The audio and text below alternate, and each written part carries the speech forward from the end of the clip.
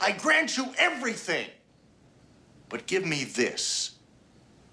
He personifies everything that you've been fighting against. And I'm in love with you. How do you like that? I buried the lead.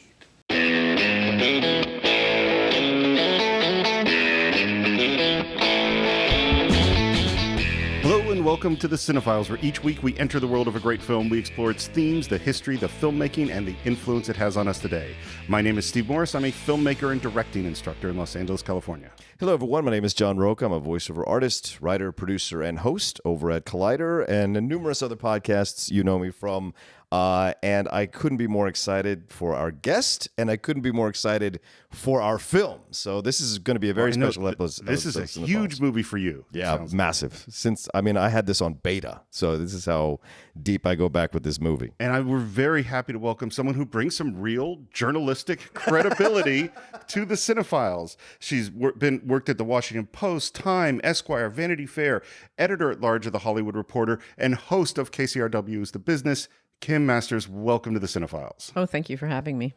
It's so funny. I've listened to The Business for years, and so I'm so used to having your voice in my headphones as I wander around, and now I have your voice in my headphones, but you're sitting right in front of us. Yes, here I am. Yeah.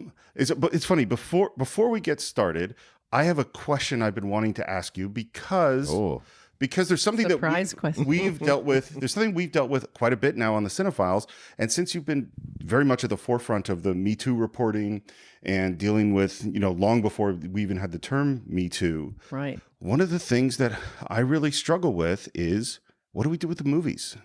And I was wondering what your feeling is about watching and, these amazing films by these people that are been revealed to be pretty wretched characters, Well, I don't think we destroy movies or get rid of movies. I mean, we don't take art off the walls. And if we go back in history, we would find that many artists would have to have their works taken off the walls. Picasso, Gauguin, one or another. I think it unfortunately does somewhat taint our experience of the work. Yeah. But the work is the work. I mean, I think it's like there's a whole thing now with Roseanne about where can you find this one still has her shows on. Well, the original Roseanne was not caught up in all of this. That's right. She was not, as far as I know, publicly, there was no social media. She was obviously very difficult, but she wasn't expressing these incredibly toxic views to the world. Right. So, I think that show has a tremendous value. I think obviously these movies do. Maybe for us, we'll never be able to watch Manhattan. Certainly, I actually have to say, I think Manhattan's a confession. Yeah. And even at the time when it came out many years ago, when I was much younger and we were not living in this particular environment, I thought, is it me or is there something just deeply, deeply wrong with this, Yeah, sort of creepy about it because she's so young in the movie. She's in high school. He's so much older. And this is almost validation for that age difference. And I know Steve and I have struggled with addressing a Woody Allen film on the Cine-Files, and that's something we've gone back and forth about. So especially Manhattan, which is one of my favorite films, yet also uncomfortable, creepy. I mean, I think that you just have, for us, I think it's always going to be uncomfortable to watch, knowing what we know, Well, and I think, this is this thing that we've been dealing with a lot because it's what we do is that how we look at these movies change. And in fact, the movie we're talking about today, which is Broadcast News, which is an absolutely fantastic movie. And yet there is a moment in this movie that I went, oh, yes. I need to know what this phantom moment is that I can't phantom. wait to it's very talk central. about. Yeah. I mean, I'm assuming we are talking about the same moment. Well, it could be, Because I noticed a moment too, rewatching them. Yeah. So, Kim, do you remember how you first came to this film? Let's see, what year was Broadcast? 87. 87. Where the heck was I in 87? I wasn't even anywhere near Hollywood at that point. Oh, yeah? So I didn't watch it from the point of view of a person who knew anything. I mean, when I say I didn't know anything about Hollywood, take me at my word. Like, I could not have named 3 major studios. Like, if you said the name, I might say, oh, I've heard of Paramount. But if you asked me to rattle them off, I would have been blank. So I went to see it. And of course, as a journalist, and I was a print journalist, and you may recall that there's at the beginning, there's all this talk amongst the TV people saying, print isn't so great. And they had this inferiority complex that they had. So I kind of liked that. But what I really related to so much was that Holly Hunter character, who I felt was, I don't get up in the morning and weep. But aside from that, that is me. And I recognized myself in a way that I have never seen myself on screen before. I think that's one of the amazing things in this movie. And I've talked to so many women who felt that. And I don't think there'd been a movie like that with a character like that before this. And Holly Hunter was so brilliant in that role. I mean, I noticed when the credits came up, she was not listed first or second. Nope. And I think that was a breakout for her. Raising Arizona was the one that really announced her, but Broadcast News is the one that put her as a pillar of someone to... And this is her second film. Yeah. She had made Raising Arizona when this was made, but James Brooks hadn't seen it, hadn't come out yet. So, he cast her off of theater things and from auditions. And to be a star like this... Amazing. Absolutely amazing. She totally inhabits that role. I mean... I recognized her as me. I mean, and other people recognized her as me. What about you, John? Well, this was just when I was starting to get into film and study film in maybe, high school, middle of high school. And this had been recommended, because a couple of my other friends had gone to see it.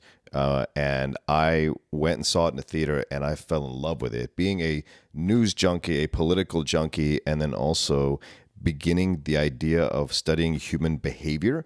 This film, I just knew what this film was when I saw it, and I became addicted to the film in a way that I had never been addicted to any film before. And I remember buying it on beta, and I would watch it almost every day. Like, I would wake up in the morning and I would watch the movie and eat breakfast. And this was back before I could, like nowadays, I would never do that because there's so many movies to watch. But back then, there was only we didn't have a lot of money. So the things that we got, I would like. Well, when you owned a movie. When you just watched it over and over again. It's crazy because it was this and Rocky 3. These were the two films that I owned. Okay, I'm trying to draw that connection, but go ahead. I'm a very weird guy. So, but this one was just so because I just, from a young age, I was very involved in politics and learning about politics and growing up around DC. You have no choice. If you have that addiction, it can be fed in so many ways in DC, and seeing that movie. Yeah, and I'm also from DC, and I had the same...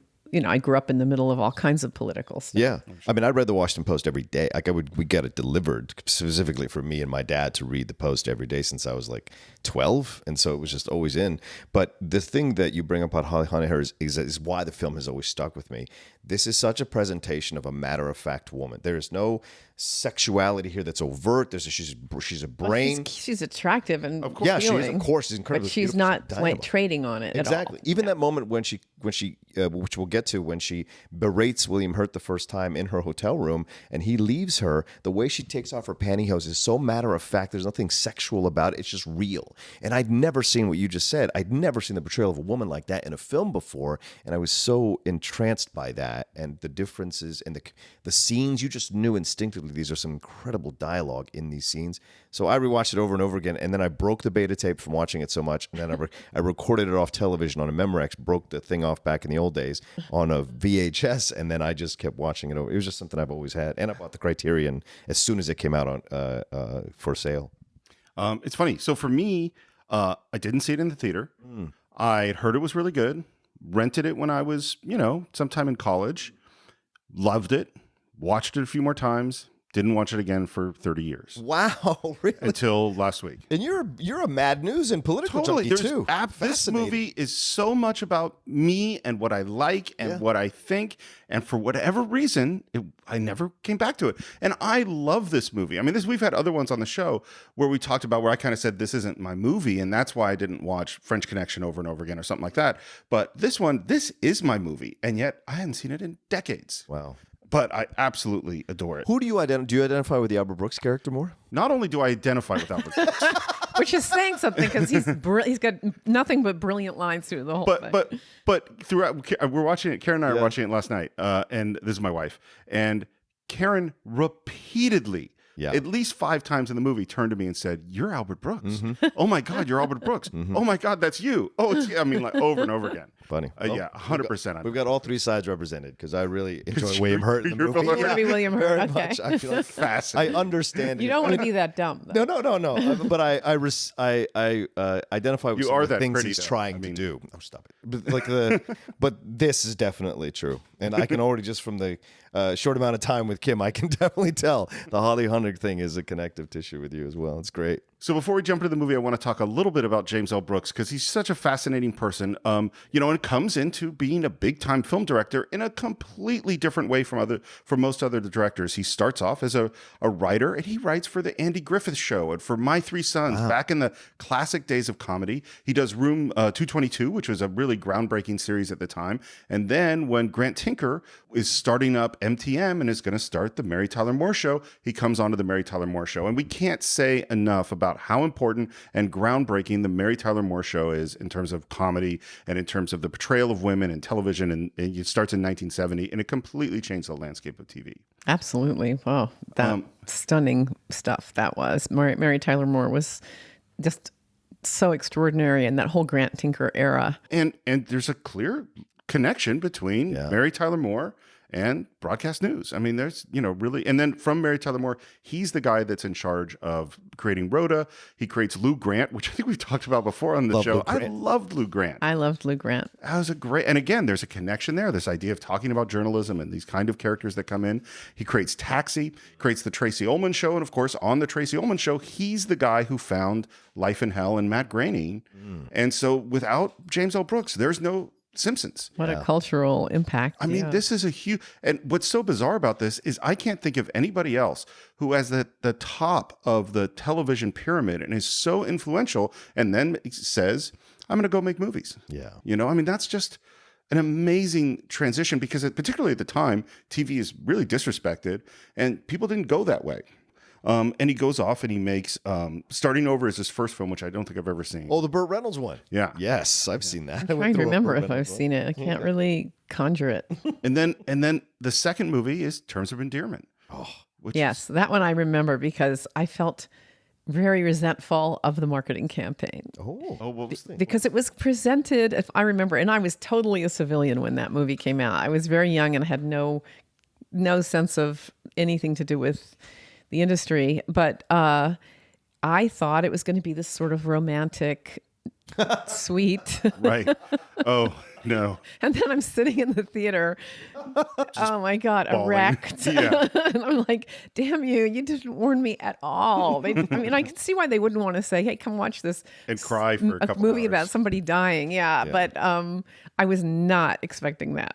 Yeah. And it shows the thing we see from him, which is so brilliant, is this mix of real human emotion and real comedy and real sharp, smart, interesting characters. And of course, the next film he makes is Broadcast News. Amazing. Yeah. I mean, that's like, what a tremendous trajectory of a career.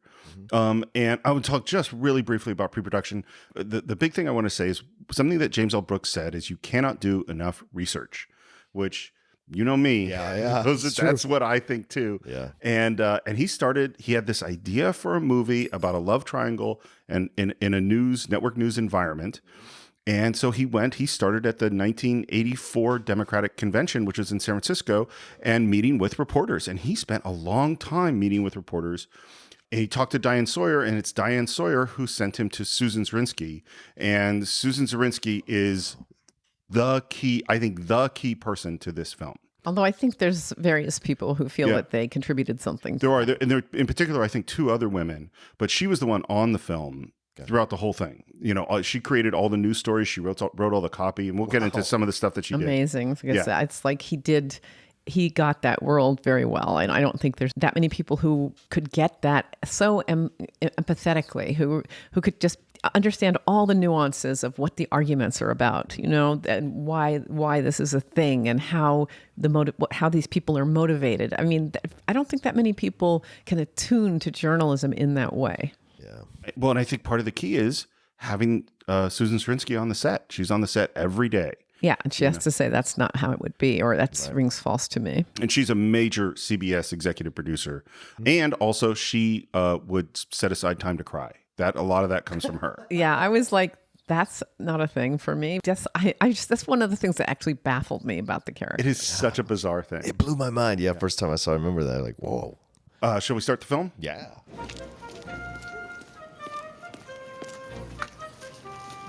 the movie starts with these amazing 3 introductions to young versions of our main characters, starting with 1961 in Kansas City, and it is the William Hurt character. And we see this kid, and he's a blonde kid. He's wearing a red hat. By the way, red has a significance throughout this whole film. Yeah. And he's talking about, everyone talks about how good looking I am. But honest, what are you supposed to do when people keep commenting on your looks? I don't even know what they mean, beat him off with a stick. It's such a fun... And yet he's struggling in school. Yeah. Because he works hard, but he just can't get there. And there's this moment where he says, I'll just work harder. And then he says, I will. I will. I will. I will. I will. I will. I will. I will. I will! Thanks, Dad. This talk helped. It's a perfect nailing of who this character is going to be. Well, I think all 3 of those little vignettes with the 3 kids were, I somewhat forgotten about them because I haven't watched it as many times. And I thought, oh my God, this is brilliant. I forgot how perfectly the kid that plays the young Holly Hunter and the Albert Brooks character, when it's one of my early favorite moments when these kids are beating him up because he's this brilliant young kid in school. And graduating at 15. The big guys, are beating him up. And he says to them, what I'm going to say can never be erased. It'll scar you forever. Ready? Here it is.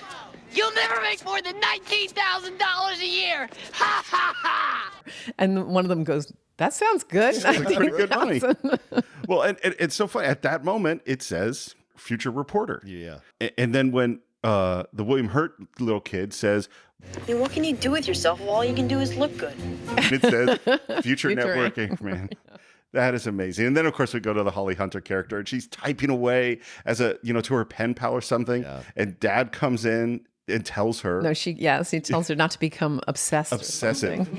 And she then has to give him a lecture.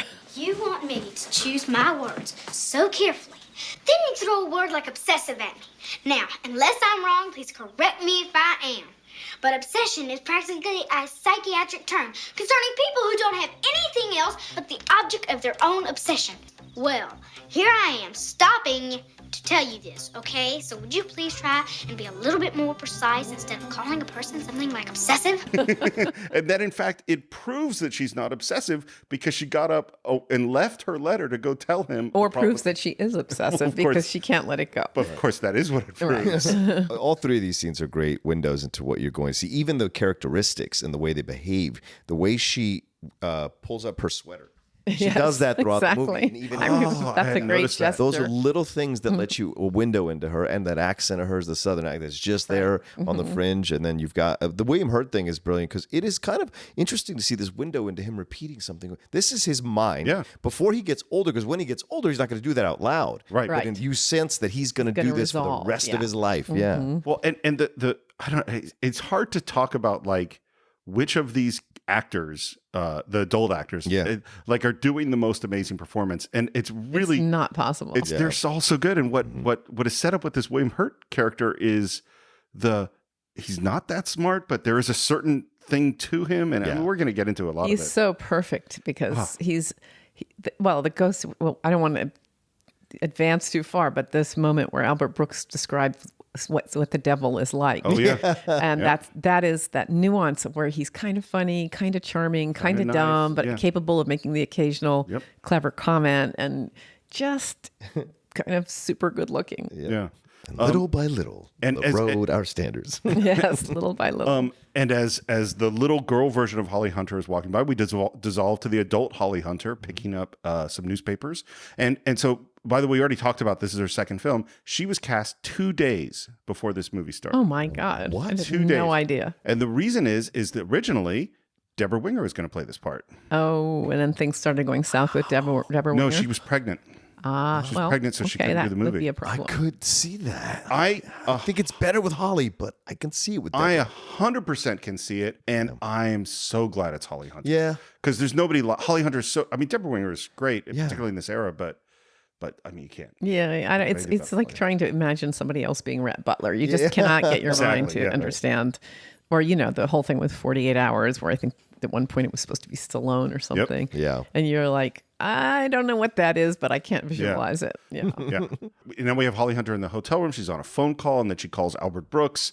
And you could see just the little, this immediate connection between these two really close friends. Yeah. Which is so beautifully portrayed. Oh, it's perfect. She hangs up the phone. I love that she unplugs it, weaves the cable underneath the handset, sits down very quietly. And at this point in the movie, you're going, what is happening? Right. Like you have literally no idea what's about to happen. And then slowly but surely, she begins to cry.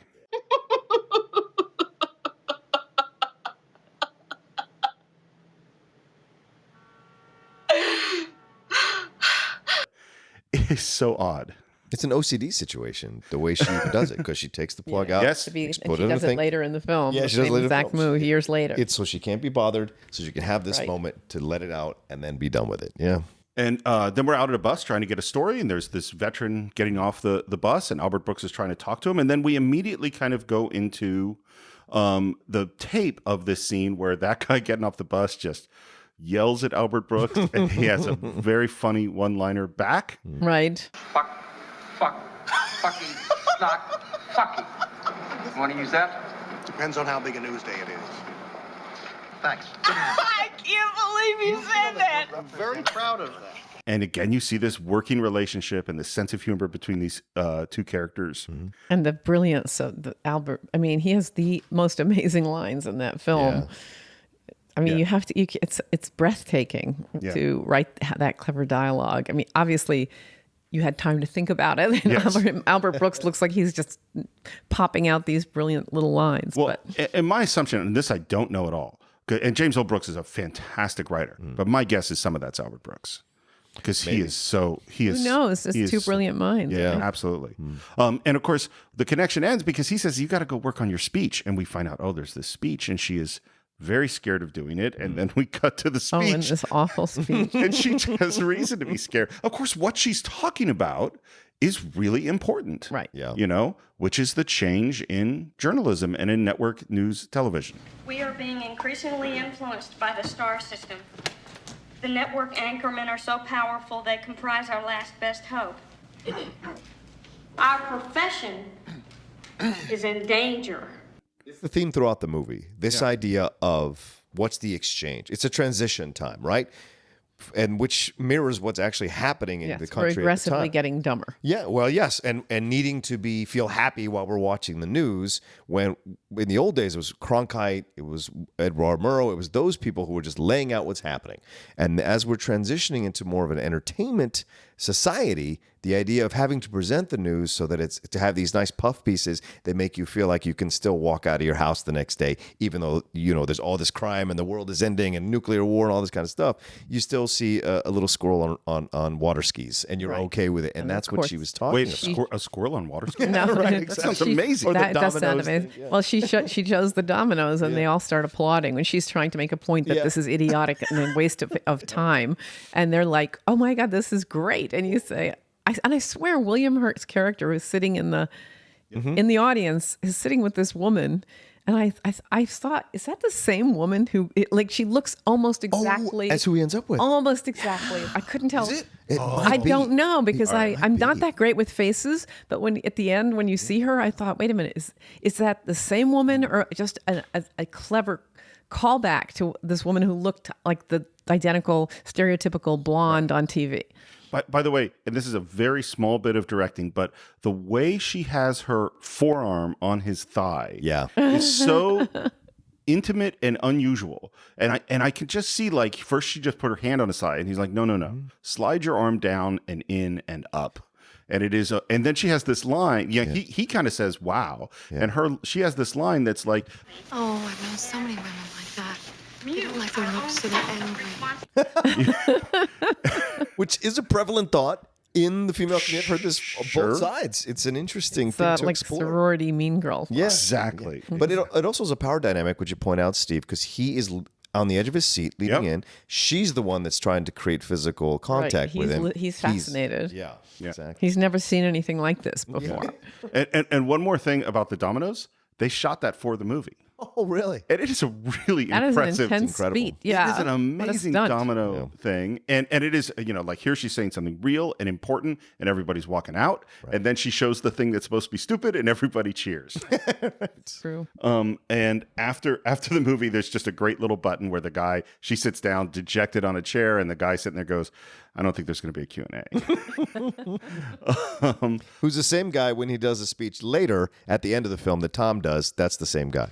Sitting there next to him. Yeah, in the glasses and everything. Oh, yeah. Oh, my goodness. This is what you get from wearing out a beta tape. This movie. Yeah. You got to find out about that woman, though, if it was the same one. That's one thing that slipped through my cracks. And by the way, so now we're in this empty hall, and in walks William Hurt, and the color of the chairs are red. Red happens almost at all these key moments for William Hurt. The devil color. Yep. Also red flag. Yep. Right. Throughout the film. And he comes in and says that he was impressed, that he liked the show. But here's how sincere is he? I guess that's really my question. I think he's absolutely sincere. Oh, yeah. He's a guy who's capable of seeing that there is something better than what he is. And he so wants to be a part of it. And he absolutely lacks the necessities. He's an incredibly self-aware guy, but also not self-aware at the same time because he knows what he's missing and he knows who to go get it from, but he's also unaware. He's ambitious. Yes. He's ambitious. He's like, I may not have it, but by God, I am going to rise in this profession because I have something else. Right. It's exactly what the woman said in the beginning. Like, the others are unhappy with their looks, but I have the looks. Right. I'm unhappy with my education or my intelligence. Well, it's really his intelligence because obviously he could have taught himself, but he couldn't learn. Which will come up in a few minutes. Yeah. because then we're going to go out on a date. Yeah. She asks him to dinner, which I think is awesome. Yes. She tries to have her way with him. Well, this is the fascinating thing about her character, and particularly in relationship to William Hurt's character, is there's something there, that's just pulling her in. Yeah, they're both attracted to what they're not. Well, you figure that she's also, and I sort of don't love this, but she's so caught up in being who she is professionally that this is how she gets contact with, with sexuality or with men. Kind of what she would, I'm sure, imagine to be an anonymous encounter with a good-looking guy in a hotel room somewhere. Well, and I think she's just working right. all the time. That so then there's a moment and that she just leaps at it. But it also speaks to her being a producer. She produces the situation. Right. She asks him. She dominates the conversation. And when they get to the hotel room, she's on the comfortable position. He's not. She is constantly in control. He asks him to give her a back rub. Yeah, he asks him to give her a back rub. That is control through the whole thing, as a producer would have. It is an interesting thing, like thinking about a producer and a young, hungry anchor, and she pulls him into her hotel room and asks for a back rub. I don't have any problem with any of this. Well, she doesn't know he's her anchor yet. Not yet. So it's all innocent. So that's not an issue. And he rejects that back rub, and the awkwardness when she has to sit up again and sit against the bed of like, oh, what's going on here? And then he reveals what he wants, which is to learn. So the question is, did he go along with the manipulation knowing he would say what he needed to say in that moment when he got in the hotel room, that he would get what his needs met in this way? He didn't want sexual things met. He wanted intelligence things met. Right. I wonder if that career was just things. career ambitious things. Right things, yeah. One quick thing, by the way, there's a very strange staging of the scene, which is we come into the scene and they're kind of sitting on the ground across from each other. Yeah. So this came about because Bill Hurt and Holly Hunter were running lines in the hotel the night before, and they did this. Oh, wow. And they come on the set that day, and she says to James Brooks, "You got to watch how we did this. This is going to be great." And that's her insisting on that blocking, which is amazing for someone on their second movie. Yeah, to do that. And I think William has won the Oscar by this point. Yeah, he had won for is it Kiss of the Spider Woman? Kiss of the Spider Woman. Yeah. And had been nominated. He won in '86 for Kiss of the Spider Woman. Had been nominated the next year for Children of a Lesser God, which is a great movie. I haven't seen it. Another one I haven't seen in forever. We're doing that, Steve. Okay. All right. There's a run of these 80s films. The people think 80s films are like Rocky movies and, Top Gun. But there's an incredible amount of really intelligent, well-written 80s films. I was just watching it and thinking nobody is making this movie with these production values today. This doesn't exist. It does not exist. Only on TV. Yeah. And then he finally kind of confesses, I love this line, "I'm no good at what I'm being a success at." Which pretty much sums it all up. Yeah.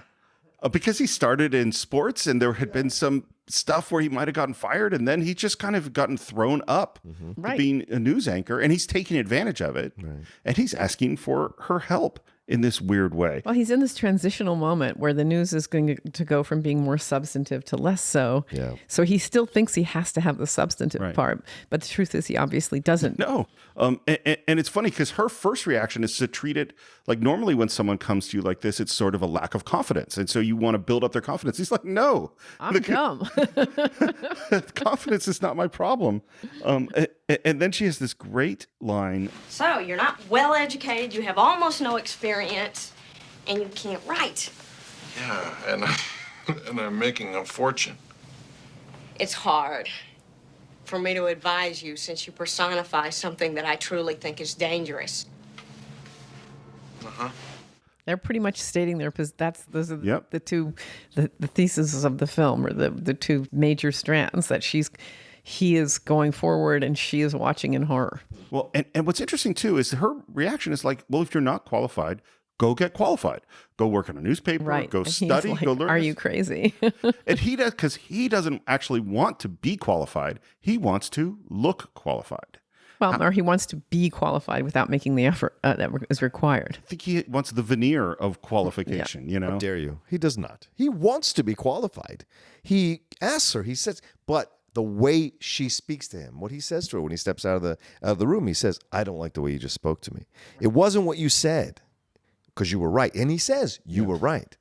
It's the way you spoke to me. So I think he genuinely wants to. He doesn't have the capability. That's always the conundrum with him. I agree. Yeah. And so he's going to make, he'll do whatever because he still wants to be successful. Right. Yep. He doesn't have time to go sit in a classroom.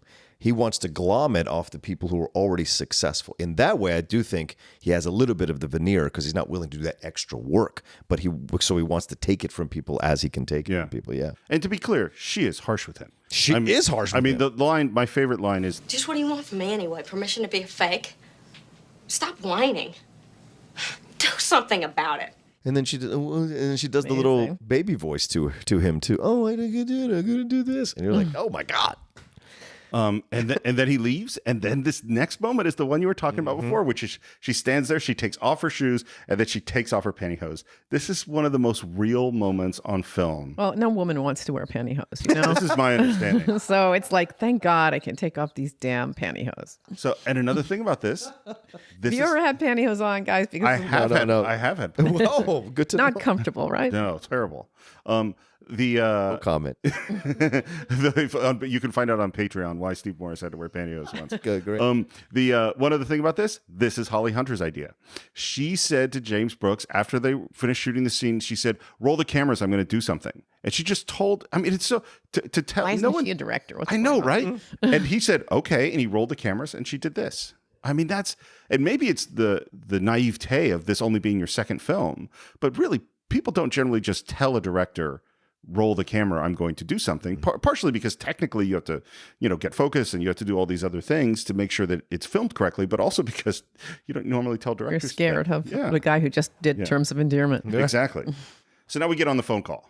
And this is Albert Brooks and oh my God, every phone conversation between the two of them is genius. And you get the sense that this is normal, that they are their last phone call before going to bed. Yeah.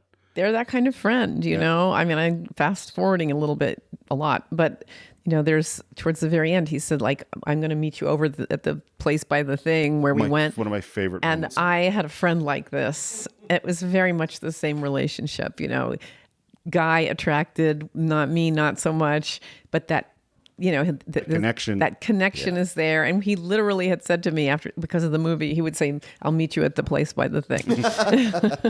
And it's funny too, because this is 1 year before When Harry Met Sally. Oh. And Harry and Sally have this, we're lying in bed having this last conversation. And she talks about, her quote unquote date. And I love Albert, Aaron is his name. And he says, oh, he must have been really good looking. Why do you say that? because nobody invites a bad-looking idiot to their bedroom. Which, of course, is not true, but yeah. Oh my I, God. I think good-looking idiots are going to get invited to more bedrooms than bad-looking Fair. idiots. Just Statistically. guessing, yeah. And then Albert goes into his thing first about whether or not he's slipping, which is really funny.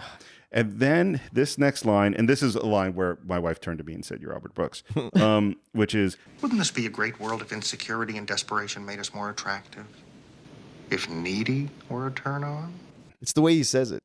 If needy was a turn on. He just I know, drags he's it out. so, that is one of the, I felt like in a way, I mean, this may sound a little over the top, but what I felt like watching these lines come back, you know, I'd seen them before, they had landed with me before. I felt like this is almost like a Shakespeare play where when you hear one thing after another that sticks with you, that is so meaningful and just universal and amazing. And I thought this movie has that many brilliant lines. Yeah.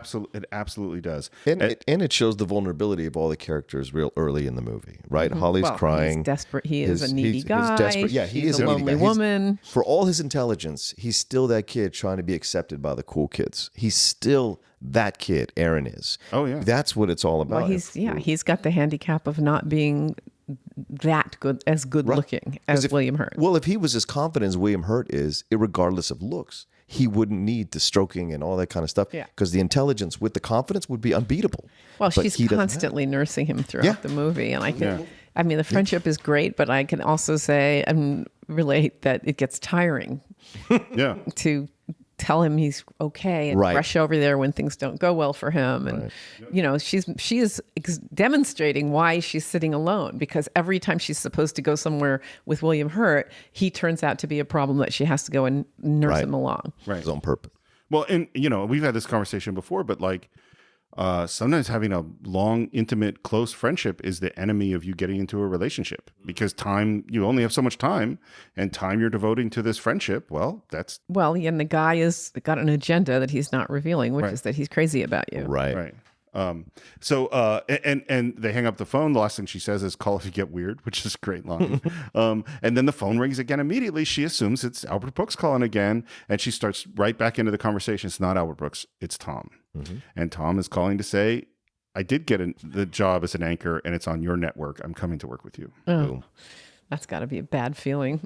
Yeah. And immediately we cut to both of them, Aaron and Holly Hunter's character, totally angry about it, storming into their office, talking about, do you want to talk about the people they could have gotten? You want to talk about all this kind of stuff, which you hear all the time when someone gets hired who you think shouldn't have a position. There are people who are in consideration or who wanted their views heard more, always having this back and forth about it. We go into the newsroom, which they obviously worked really, really hard to get right. And what's funny is that at CBS, where Susan Zirinsky worked, they were just making the transition from typewriters to computers. Oh, so she got all the typewriters and used them to fill up the set. So this is a lot of old stuff that came out of CBS. I was watching her type, because I really have a hard time. I know when I started in journalism, we did type, but how we did that? How do we do that? I don't even know. We used to type things in triplicate and then editing. I honestly don't think I would have had the career I've had if it hadn't been for word processing, the invention, because the way I write is I'm not an outliner. I mean, this may be too far afield, and you can edit it if you want to. But the way I write pieces and move them around, and you can't do that with a typewriter. I think I would have been stalled out at a much lesser stage. So I watch her type, and I'm just fascinated. Like, oh yeah, typing. Yeah. I'm the same, by the way. I never would have become a writer if there weren't computers. I'm a little dyslexic, and when I got my first Macintosh, it was like a revelation. Like suddenly I could move and change. I mean, I've written 2 books without an outline. I don't use and I never worked. Kind of amazing. I know, it's incredible. No, I don't. I don't even know how I did that. So we're in the newsroom, and Aaron, Albert Brooks's character, is having a little conversation with some people about ethical things in journalism, which is just important because this is going to be important thematically for the rest of the film. We go. Tom arrives at the newsroom, and just at the time they're rushing to get a tape ready. That is one of the great scenes in a great movie. It is. It's absolutely great. Joan Cusack. Yeah.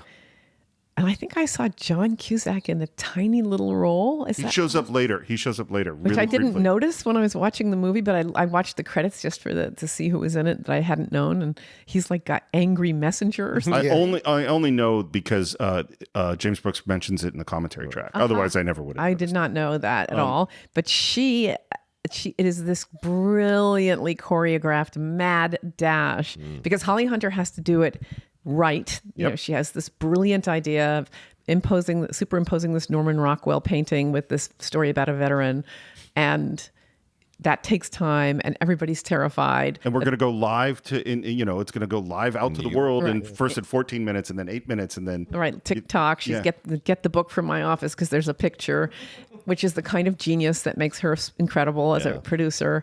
And then Joan Cusack has to run and vault over people, slide under the filing cabinet, jumps over the mother and baby at one point in the hall. She actually trained with a hurdler. Did she? Do that. What? Yes. Wow. Especially in that dress.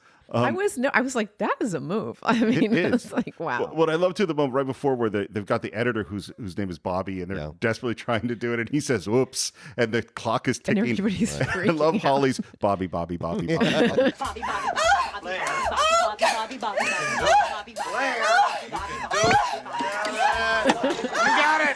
And poor Bobby just is treated like collateral damage through the whole movie.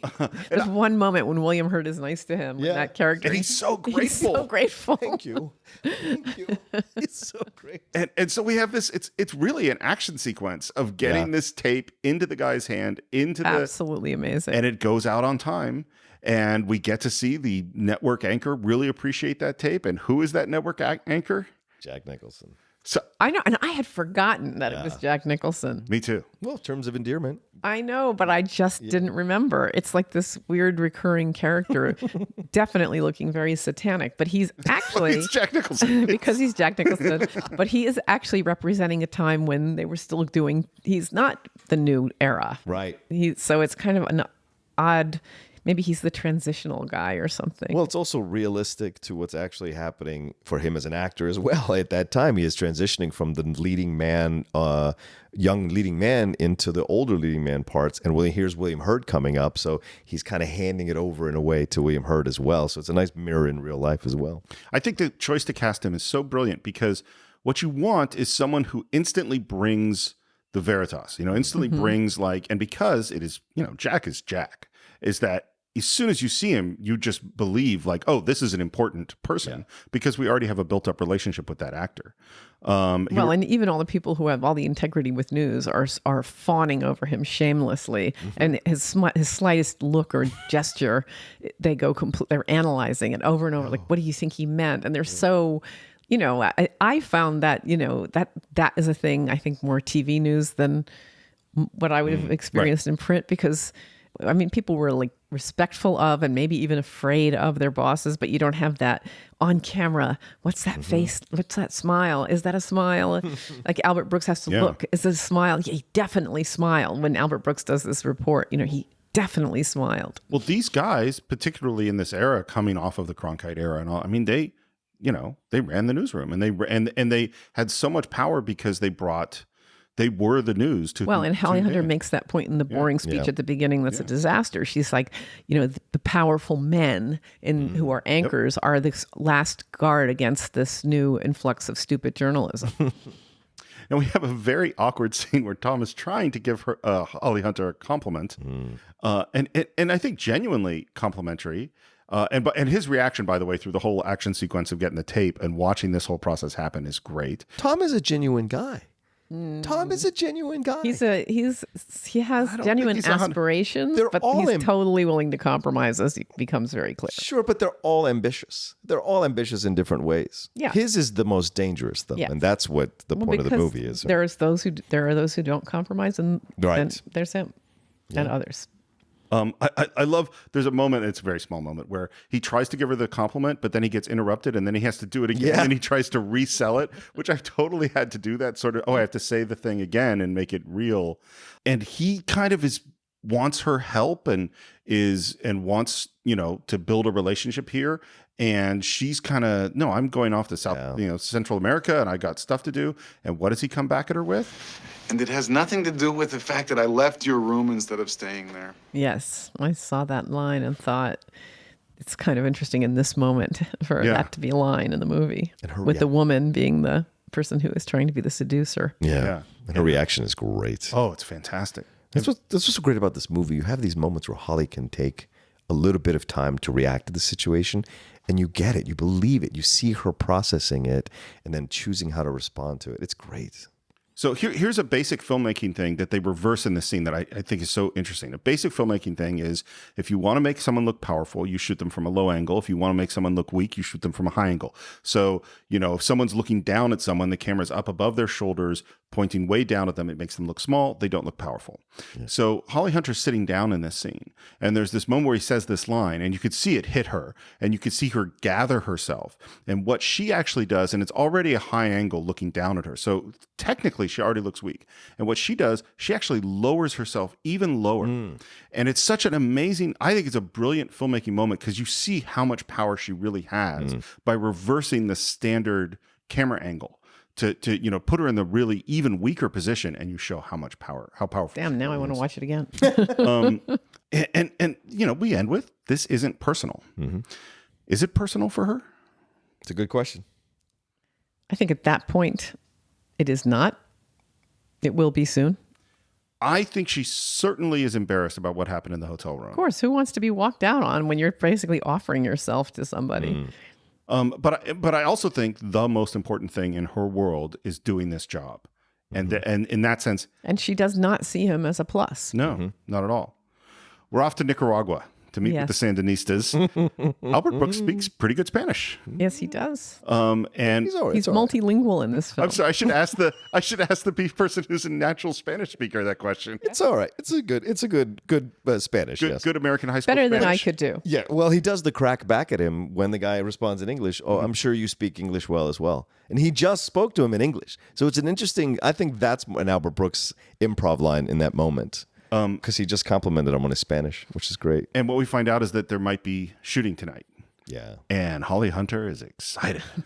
That's the warped nature of journalists, I'm sorry to say. I've been listening. I mean, we have moments in the newsroom where you say, like, something absolutely terrible happened. And then you're like, I mean, it's bad. Yeah. It's good. Yeah. I've been listening lately to the Caliphate podcast, which is from New York Times. And the woman who's the reporter whose name I can't remember. On the Daily, that's right. Yeah. She, first of all, the story is remarkable, but there's a whole sequence where she talks about going to Iraq and to Syria and to all these places in the midst of violence. And, it's so reminding me of this Holly. She is so bravely going to these places to be at the center of what these important things happen. And that is her passion, and that is her, drive to do that. Amazing. Yeah, because Albert's reporting it. She's producing the news piece on site, which is incredible. And I didn't know. Oh, the Sandinistas and the Contras. And I know, right? Boy, what year are we in? Do we know about Oliver North yet? It was right. Apparently, they were shooting right in the middle of those trials, right in the middle of those hearings in Congress. Yeah. There's a moment that is completely silly that is actually really important, which is the boot. Oh, jeez. I remember the boot because when I first saw the movie, and again, I was not at all in broadcast, and I was a little baffled by what is the big thing here, and I didn't, because it's not a thing in print journalism. Do that again. So I was, what is that? So to be clear on what's happening, there's a Sandinista guy who's about to put on a boot, and the cameraman tells him to put on the boot, and Jane, Holly Hunter's character, runs up and says, no, we're not staging anything. If you want to put on the boot, you put on the boot. It's entirely up to you. And everyone's staring at this guy, and there's a long pause, and then he puts on the boot. And the reaone is the idea that we are not staging the news. What is happening is just happening. We're just observing it. I think this one is a little silly to me.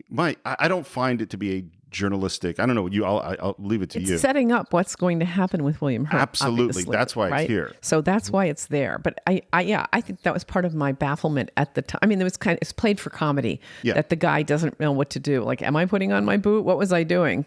I think that's how I read it. And I agree. I never thought it was they wanted an example of her purity. Yeah. And it's not the best. It's so ridiculous. I mean, and maybe this is, I'm working on a great white shark film on a boat, and I want to get footage of the guys suiting up in their scuba gear. and they suit up in their scuba gear every day. And I say, okay, go ahead and put your mask on. Oh, I'm sorry, I didn't get it. Can you take it off, put it on again? I mean, to me, this is not violating any. It's not really proper for real journalism. I don't, and I know it does irritate me. Like I've seen reality shows, like the one where they for whatever reason they're constantly looking for crabs in Alaska, and they're delicious. But they are. That part's important. Yeah. But you literally see snowing, not snowing, and it's supposed to be a continuous thing, but the weather has told. I mean, so whatever that. I don't like that they present that as a sort of documentary show, or that's how it was presented. I mean, I'm with Holly Hunter on this one. You have to have clarity.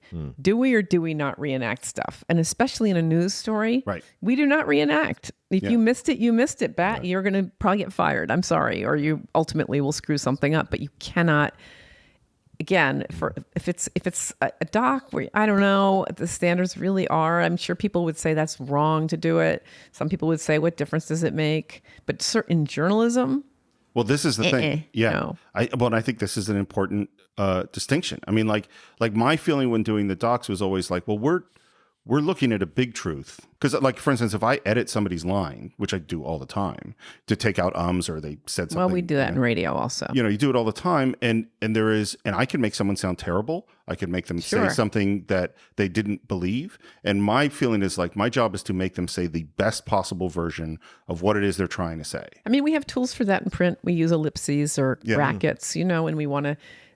And I have worked with people who are much more loosey-goosey than I am about changing a quote.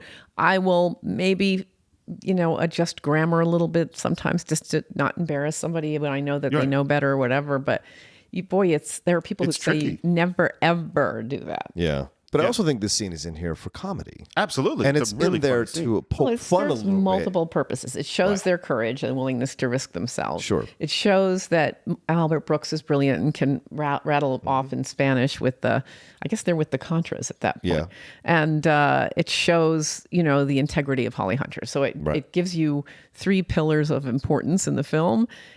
I do remember even at the time though thinking, why are we in But that's what I'm saying. Now? I think James L. Brooks does that to show a little bit of humor and take a little bit of the piss out of Holly Hunter's purity thing. Right. It is played a little bit absurd. Like, what difference does it make? Yeah. But on the other hand, it establishes who she is. Yeah. Quick question for you, Kim.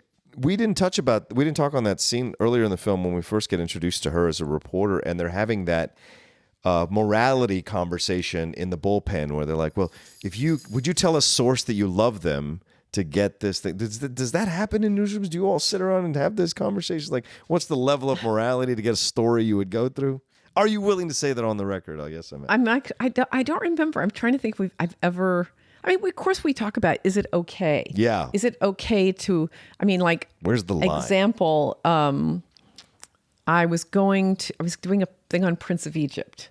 Oh, the film. Yes. Okay. And so Jeffrey Katzenberg desperately wanted me to go with him to Miami, where he was going to tell Burger King that he did not want to tie in campaign for Prince of Egypt. It's just not right. And he wanted me to witness. I was doing this for Time magazine.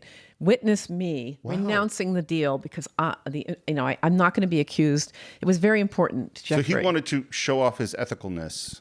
Because it was such a sensitive thing. The story of Moses. I don't know if you remember, but he had I was in the room when these very evangelical guys came in, and Jeffrey would sound like one thing he could do was he's the opposite of William Hurt. Quick study, immerses himself, does the hard work. He could talk. You would believe that he grew up in the South going to revivals. And then the rabbis come in, and then the imams. He just catered to everybody, and he wasn't going to be crass about exploiting Prince of Egypt.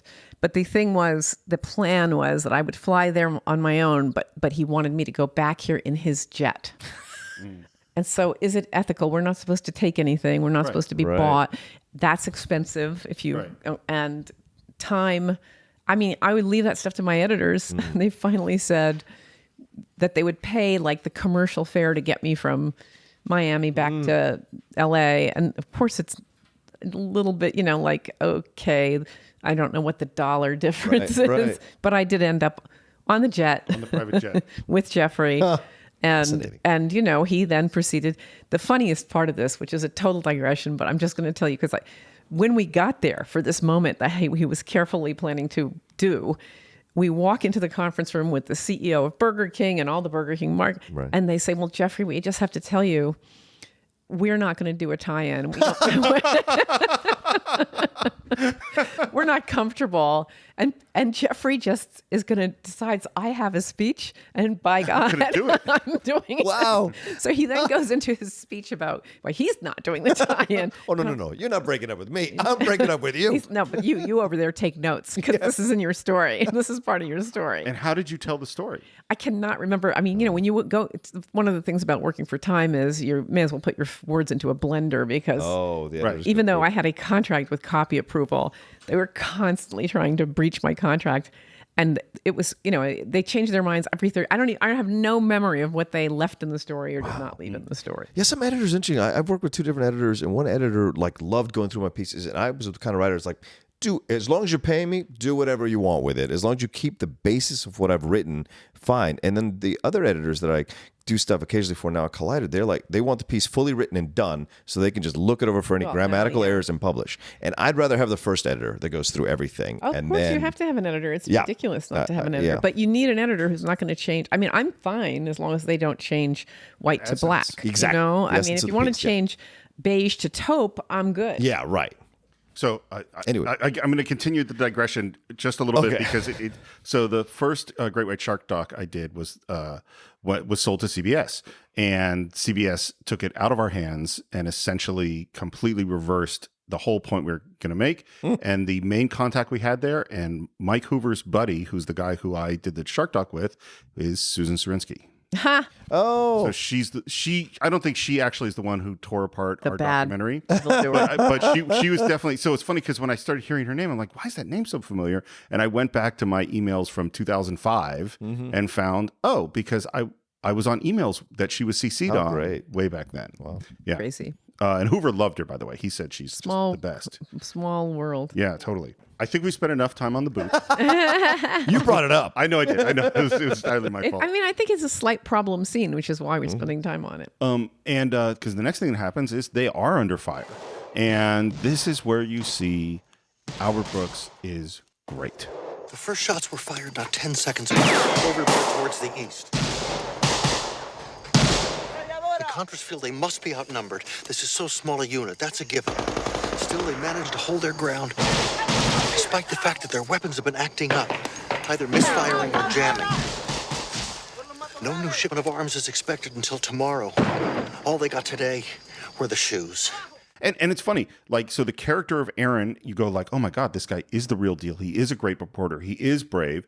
And Albert Brooks as an actor in this moment is great because I've never seen him do this kind of sincere, scared, intense, passionate thing because he's always being Albert Brooks. And the other thing that's going on, and this is James L. Brooks's direction to Holly Hunter, is you are turned on. Yeah. She is so into him right now. And it's into him because of his talent. Yeah, and his not intellectually, but not as a potential lover. No, James Brooks is that she wants to go have sex with him right now. On the commentary. Really? That's what he says on the commentary. Oh. Well, that's his direction. That surprises me because I don't think if she had ever wanted to have sex with him, my God, I think she would have.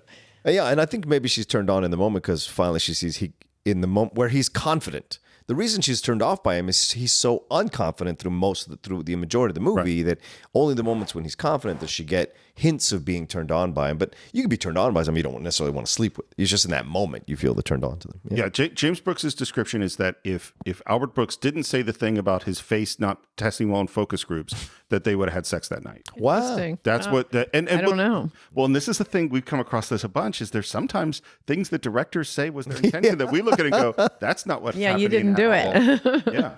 I mean, it's I'm willing to be like Switzerland on that one. And then we cut to Jane crying on this dock. It's a great shot.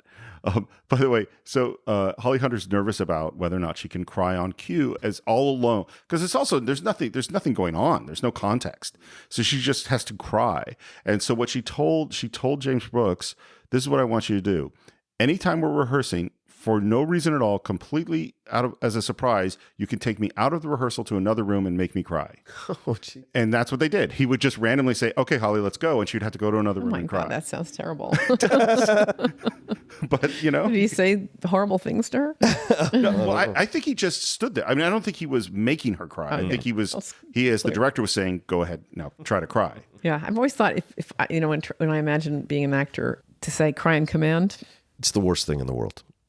I mean, I was an actor for a while on camera. It's the worst thing in the world because you have to create the whole set to make you get to that spot. You'd have to show me like one of those commercials and then I would cry. People have music. I've read actors in interviews say they have music lists, and then when they're in that spot, the director just has the camera ready, and when they're ready, they walk on the set and do it. It's very interesting. And some people can just do it on command, like it's no big deal. Yeah, we just did Gladiator, and there's a big Russell Crowe crying scene, and apparently he went up to Ridley Scott and literally said, "What do you want? You want single tear? You want crying? You want this?" That's incredible. and Ridley Scott said, "I want the whole thing, full sobbing." And Russell went, "All right, maybe we can get some snot too." Hold my sugar. which they did. That's kind of amazing. And now we're back to Jack Nicholson, and he's introducing the piece that we've just done, and it's obvious that they nailed this piece. And his name is Bill Rorish, by that's his character's name, and it's so good that he wants to talk to Jane. And this is a big deal. Big compliment. This is the big compliment. And she tries, rightly so, to give some credit to Aaron. He's not giving any credit to Aaron. And I love there's a moment after where Aaron, Albert Brooks, leans over to whisper in Jane's ear and says, "Laugh so they don't think I'm dying inside, but have so much style that I just said something funny." Mm-hmm. And she does. And she says, "But don't overdo it, and then don't tell him anything." And it's perfect. And then, of course, she does kind of overdo it. Yeah. I love watching great actors play characters who have to act not well. It reminds me, I had to write a profile when I was at the Post of a aid worker, but a big deal aid worker who went missing in Chechnya. Of course, I hadn't met him, but I talked to a lot of people. I wrote this piece for the Washington Post, and completely out of the blue, Peter Jennings, who I did not know, called me to say, I knew him and you nailed it. And it was like, wow. Oh my God, that's awesome. I can't believe you're calling me to tell me that. And of course, it turned out the aid worker had been killed, but I felt like I sort of knew him without knowing him. Wow. But it was nice of Peter Jennings to reach out like that. Yeah. Absolutely. Tom's going to do his first story. He would like some help from Jane. And she is, by the way, wearing a bright red scarf. Wow. Now we got to watch it again. Now I got to watch it again. And we'll go home after this. And there's a little stumble where we're talking about a plane that's not working and that it cost them millions, and she corrects him with billions. Billions, yeah. And then we see the story, and it's pretty good. And there is one sort of moment that's interesting, which is that he makes the story a little bit about him. He inserts himself into the story more than what the journalistic integrity of Jane would think is correct. And she scolds him. Yeah. Mm-hmm. And this is I think it's a really interesting and subtle thing, particularly looking at the world we're in today where everyone's in the story, I think that's the frustrating part for me watching it, because I'm of two minds of it. I hate it in sports journalism. I hate the ESPN started making it about their anchors. It drove me insane. Yet in the news world, in the regular news world, they're knee deep in the pieces. So I don't mind seeing their reactions. I don't mind seeing their stuff. But I get why people would have an aversion to it. I think what you're seeing actually is the beginning of the conscious creation of a brand. Yeah. Because in those, I don't think Edward R. Murrow sat around saying, "I think I need a brand." But William Hurt knows he needs a brand. Yep. And that's when he injects himself, because he's building his brand. Because people want to trust. Like, we trusted Cronkite for you just because he was just Cronkite. But these guys come along can't connect, can't even match what Cronkite did. So what do they fall back on? What is from the beginning? What am I going to do with my good looks? Right. This is it. And people connect to him and like him naturally. He's just one of those. We all know somebody like that who just effortlessly goes through life because they look good, and people just naturally gravitate to them because they have this unspoken charisma, and everything just works out for them, right? The longest winning streak ever. Even if they don't have that good looks, I know people who are so confident and so charming, and they just win everybody over. Yep. I call these people the sun. because everyone sort of orbits around them and wants to have your light shine on you, you know, and they can be awesome people and they can be so irritating. Yes, I know, Aaron. Yes, I. Aren't they? Touche. Oh, you're Good one. so right. Bill Prosky, we haven't talked about. Oh my God! You know, in Washington, he was at the Arena Stage, but had an amazing company and did amazing theater. Yeah. And every time I see him, even though I don't know him, I saw him in plays at Arena, and I would be like, "Oh, there's Bill Prosky, making good and getting the big roles." I love him, and he's brought his daughter to work, which is in fact that's James L. Brooks' daughter. Yeah. And I love she immediately wants to meet Tom, only person she's ever wanted to meet. And Aaron walks up and goes, "Remember me?" And it keeps going. We went on, we rafting trip together. Yeah. 14 days. For 14. And I was wearing a yellow, and she's just like, yeah, okay. Yeah. She does a perfect job of that.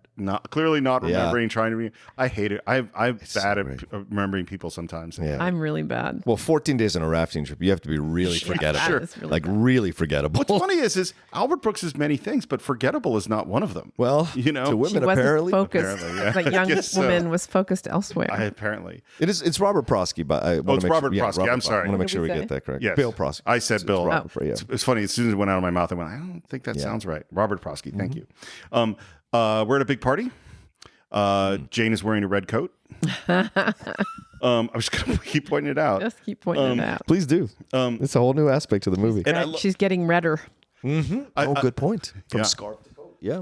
I love that Joan is kissing up to the boss. Oh God, this scene. And then the next moment, because she's young. She's overwhelmed by this. So she's trying to be nice, unable to articulate anything. Yeah, exactly. First of all, and I don't. By the way, I know we've already talked about her during the get the tape ready scene. Man, I love Joan Cusack. Oh yeah. I mean, I just adore her. She is one of the most unique, amazing. School of Rock, one of my other favorite movies. Oh. She's just so great. I think School of Rock is a perfect movie. Wow. Oh, well, okay. Maybe we'll have you on next time. I'll come back and I'll talk about how much I love School of Rock. Done and done. And she says to Albert Brooks, "You think that anyone who talks nice to their boss is an ass kisser?" And his line back is, "No, I think anyone who puckers up their lips and presses it against their boss's buttocks and then smooches is an ass kisser."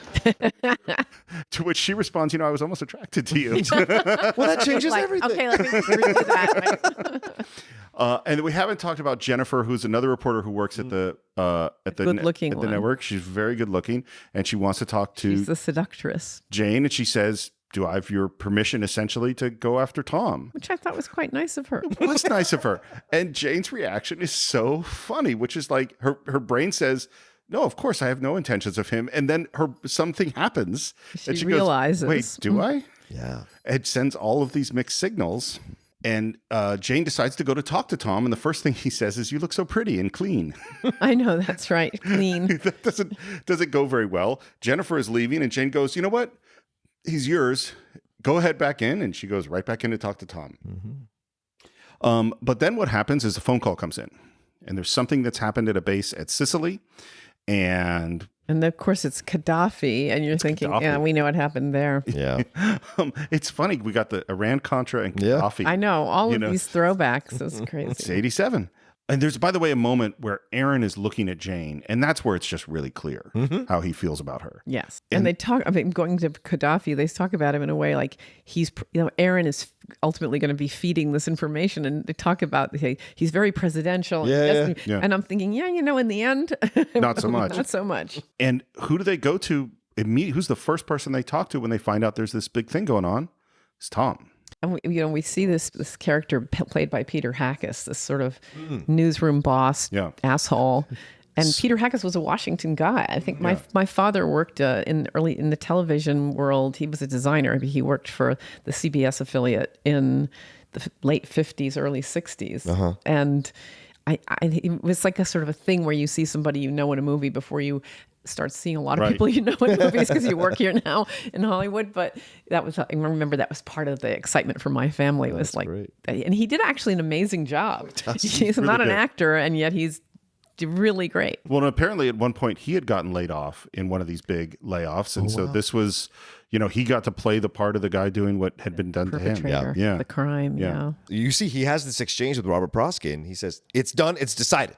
And he walks out. Because Prosky is saying, "Why are you sending a lightweight to do this important thing?" He wants Aaron there. Yeah, because Bill Rorish, the Jack Nicholson character, he's out of town. And so we need someone to go be the network anchor. Right. And they picked Tom. Right. And Jane's not happy about this. She goes out and talks to Paul and says he's not ready. He's not qualified. Aaron knows all about this stuff. He's met with Gaddafi. He is the guy. And she says, and it's my job to tell you this. And Peter Hackett's response is, well, that's just your opinion. Mm-hmm. And she shakes her head. Oh my God. You're now at my favorite moment of the whole movie. This is my life. I am telling you, this moment is my freaking life. Okay. She says it's not an opinion. How many conversations have you told people it's this not is that moment? It's when he says it must be great. It must be nice to always believe you know better. To always think you're the smartest person in the room. Well, and Jane's response to this is, no, it's awful. It's awful. That's the point where I was like, she's me. She is me. That's me. Paul doesn't even know what to do with that information. He just kind of stares at her quizzically and then walks off. Because he's so not that person. Right. He hasn't had the experience of being right and seeing the Cassandra moment. Well, clearly. It's all playing out like I said it would. Why didn't you listen to me? Like my friends will say to me, when I turn out to have been right, they're like, I hate you because you're always right. And for me, it's so relate to the Cassandra experience of saying, no, it's not that, it's this. And they're like, no, it's that. And you're like, no, it's this. And then when the whole thing falls apart, they're like, you're right, it was this. And you're like, oh my God, why won't you listen to me? How many times do I have to be right to use to say, I don't agree with you, but I'm going to defer because you were right before 150,000 times. And I've always thought Kim Masters was right. I've always read her. I always have too. Thank you. Absolutely. Thank you. Yeah. I very few. It's what you will regret. I mean, I'm not 100% right, but I bat very strongly. You do bet strongly. So 2 things about this. The first is, no, it's awful is 17 takes. Wow. 17 takes. And I get it, because that is a weird line, and to get it just the right way, how you deliver I can't imagine it any other way, because she delivered it finally perfectly. And it connects to her crying. It's a vulnerability moment that connects to her psychosis, and so you get it. It's so great. And here's the other thing I'll say. I will contend that while everything Jane says in this moment is 100% true, she's wrong. Right.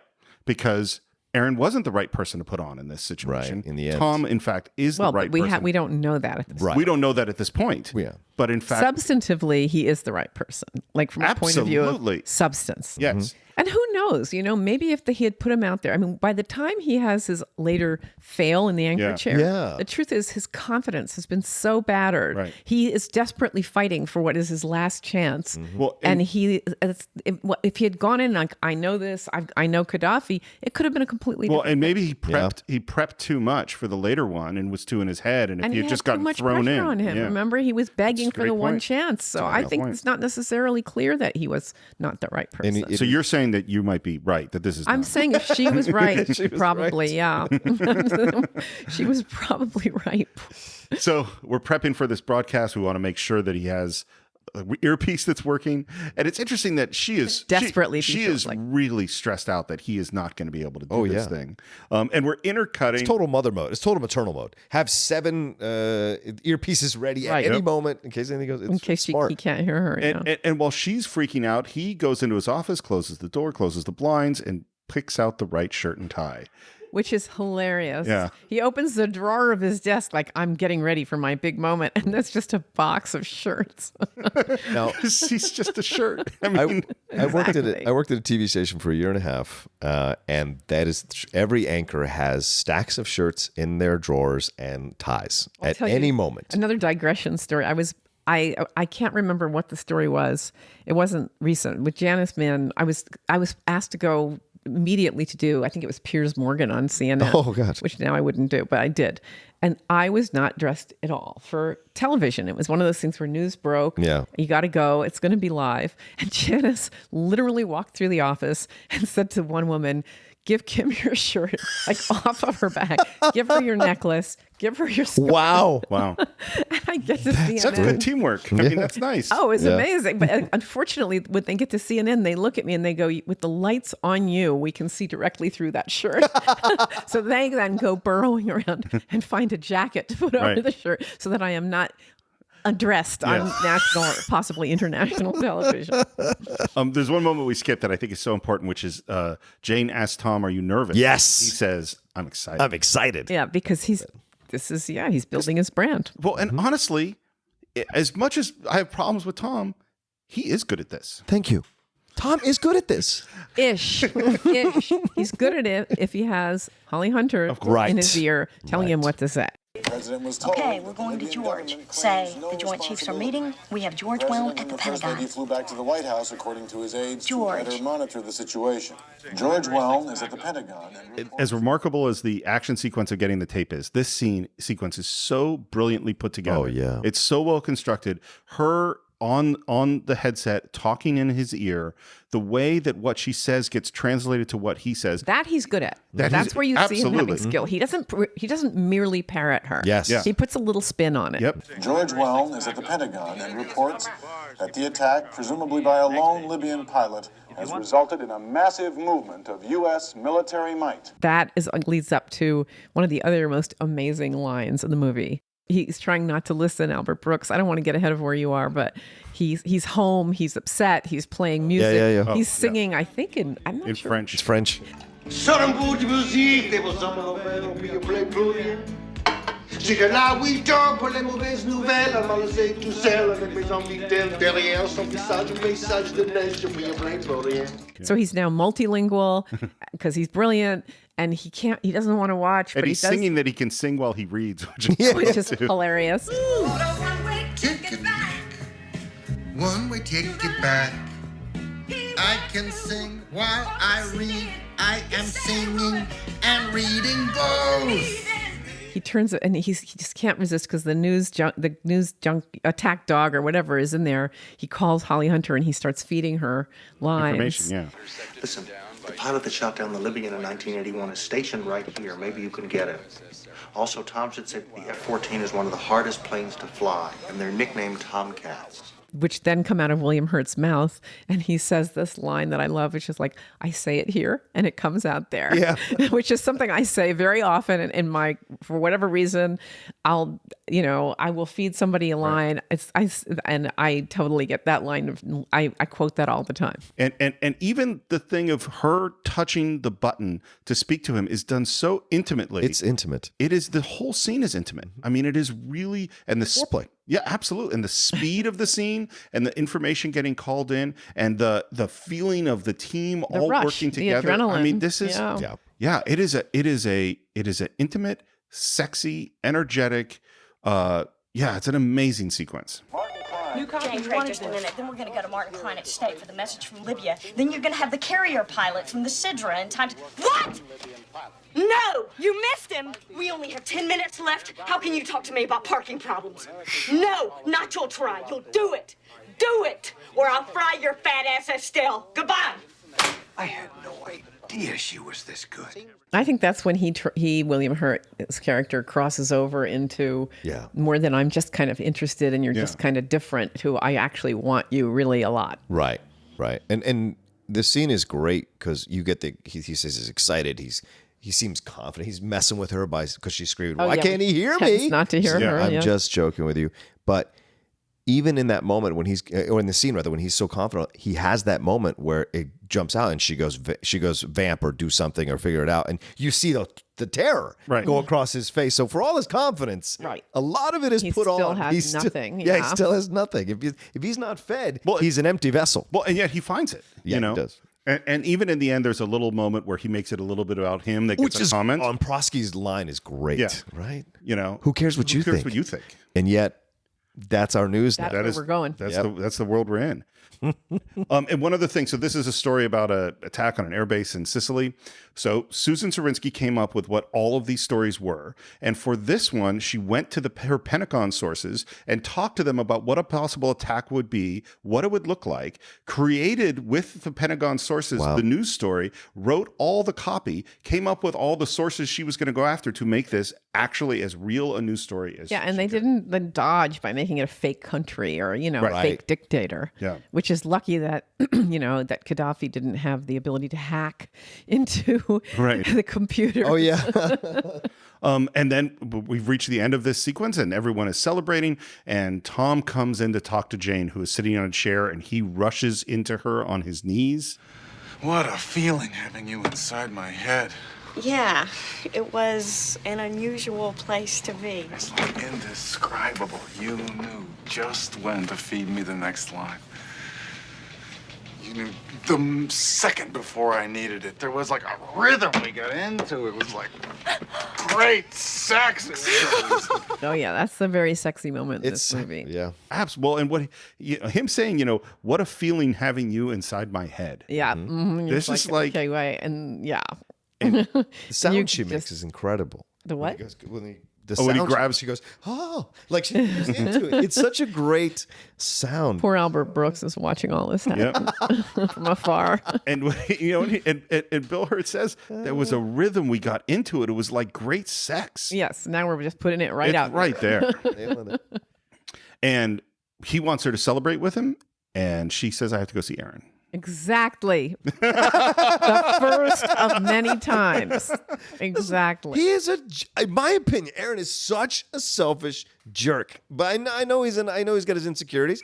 But throughout the movie, he drives me nuts with his selfish insecurity. He's in love with her, dude. Give him a break. I guess, but why should your love supersede her needs? Who By the way, hasn't done let the that? record show that Roca pointed at me when he said your love. No, I'm saying because she was saying. I'm just saying, who wouldn't try to just jealously kind of be like, don't go there. Like he doesn't, first of all, the implication, it's not just that he has a rival who's very good looking, but he also represents everything that he abhors, and he has just aced him out of the thing that he should have been doing. Well, and to be not on purpose.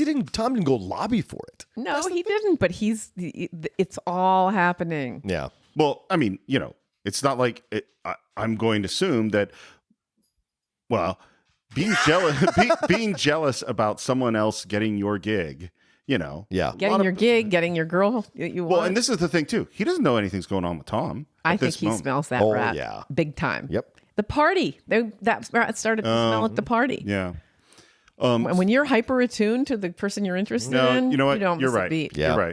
You're right. Meanwhile, she's hyper attuned on the girl, the other reporter who's Jennifer, who's going to have a little romp with him. and sends her later. So we go back to Aaron's, and he congratulates her, and she thinks it was classy that he called in information, which is It was classy, but it's. I mean, I know that you're like a horse in the stable, and you hear the bugle, right, and you're just like, okay, let me out of here. You want to run? You got to go. Yeah. I mean, I do it all the time. I think this weekend is mine.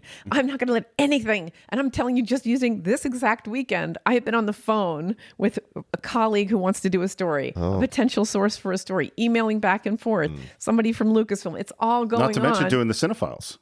Not to mention, Right, yeah. so like, I know that is, I used to think, why don't I have a calling? Like, it would be so cool to be a musician, and I play the clarinet. That is my thing. And then ultimately I realized this is this is it. Yeah. Yes, I have one. It's a pain in my behind, but I have one. It just takes a lot out of you every day. Yeah. So first Aaron says is that he figured out why he wants to be a news anchor.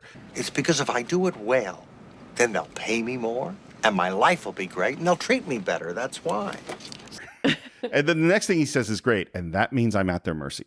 And that is a key thing. As soon as you desire something, then whatever you desire has power over you. Yes. And the next thing he says is, In the middle of all of this, I started to think about the one thing that makes me feel really good and makes immediate sense. And it's you. Oh, Bubba. Now, I'm going to stop right now. Except I would give anything if you were two people. So I could call up the one who's my friend, and tell her about the one that I like so much. Yes. Although I have to say, as me identifying with Holly Hunter, I'm cringing because it's like, please don't. I kind of know you like me, but please don't.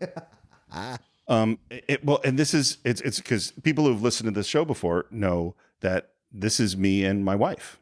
You know, I had this exact scene in a car with her, and she said no and only wanted to be friends with me. And then 3 years later, we started dating. You escaped the friend zone. I did. It's a rare example. That is rare. Yeah, that's 27 years ago. Yeah, Mazel tov. Thank you. And it's so fun. And she kind of.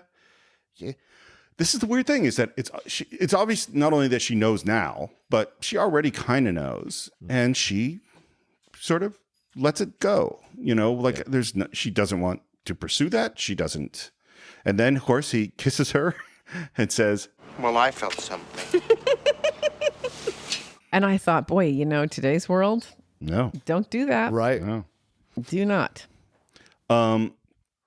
She gets in a cab. Of course, she tells the cab driver what to do. Always Always. producing. Yeah. And I'm from D.C., so yeah, I'm sure you like me. We're going like, wait, Florida Avenue, New York. Oh wait, sure? what he said, New York Avenue? Like what? That's this time of day. But I had D.C. so wired in the day, and now of course all these chunks of it have fallen away, but been replaced by L.A. chunks. Arlington is the worst.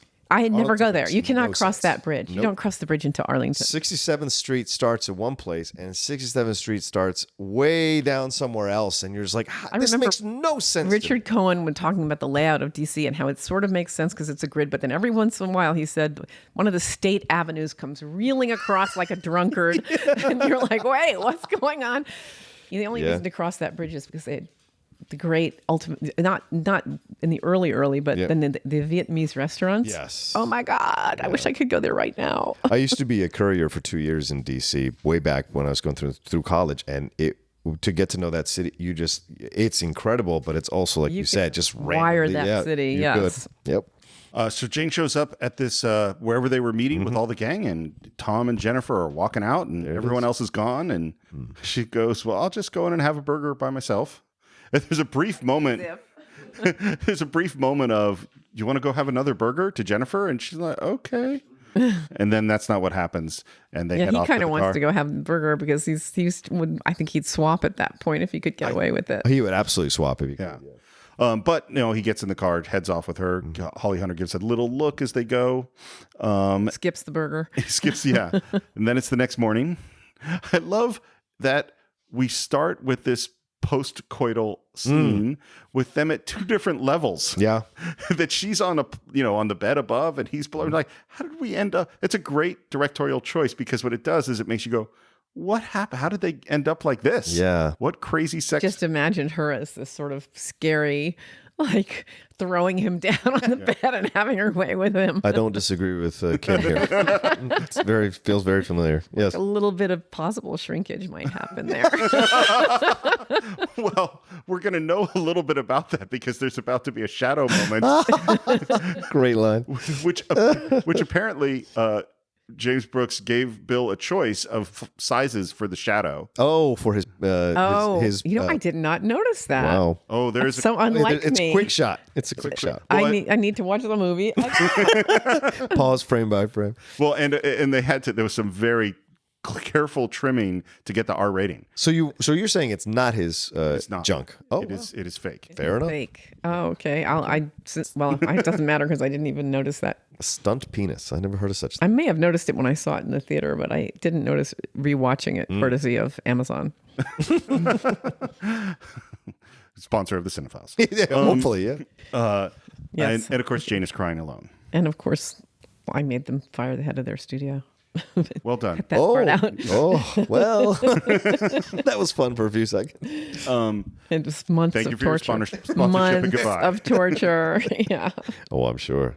That story was a lot of layers. Now we're having a meeting about the $24 million we have to cut from the network. Oh, man. Oh, yeah. By the way, the two guys sitting next to Holly Hunter, James Brooks says, I need to get someone that looks like a soulless network executive. And apparently there was a Century 21 real estate office next door, and he walked over there and found these two guys. That's fantastic. You want to be in a movie? Yeah, sure. Just sit here. And we know we're going to have to cut staff and we're going to relocate someone. We have a choice of locating some guy or Jennifer to Alaska. And she says, send Jennifer. Like blurts it out. With no... We did. I will just go back for a second to mention the closet scene where Jennifer takes William Hurt on a tour and acknowledges that she has converted a bedroom into and she's like, I'm so tired of being defensive about my closet. I feel like these two can really bond over this because I think Bill Hurt loves. He's like, this makes perfect sense. You're a genius. You can see everything. Yeah. And she talks to Tom and she wants to go to the Italian embassy with him, and they go off to the party, and there's a scene with Aaron and Tom. Yes, the confrontation scene. This is my favorite scene. This scene is so great. I love Tom starts with, what do you do when your real life exceeds your dreams? Keep it to yourself. Keep it to yourself. Keep it to yourself. I have muttered that line since 1987 numerous times. That's your no, it's awful scene line. Yeah. Whenever I'm reading someone who's like, especially on social media nowadays, who's crowing about what they've accomplished or done, you just go, keep it to yourself. Yeah. Nobody thinks it's attractive. Guilty. Because they want us to do that. Yeah. Because we're building our brand. Yep.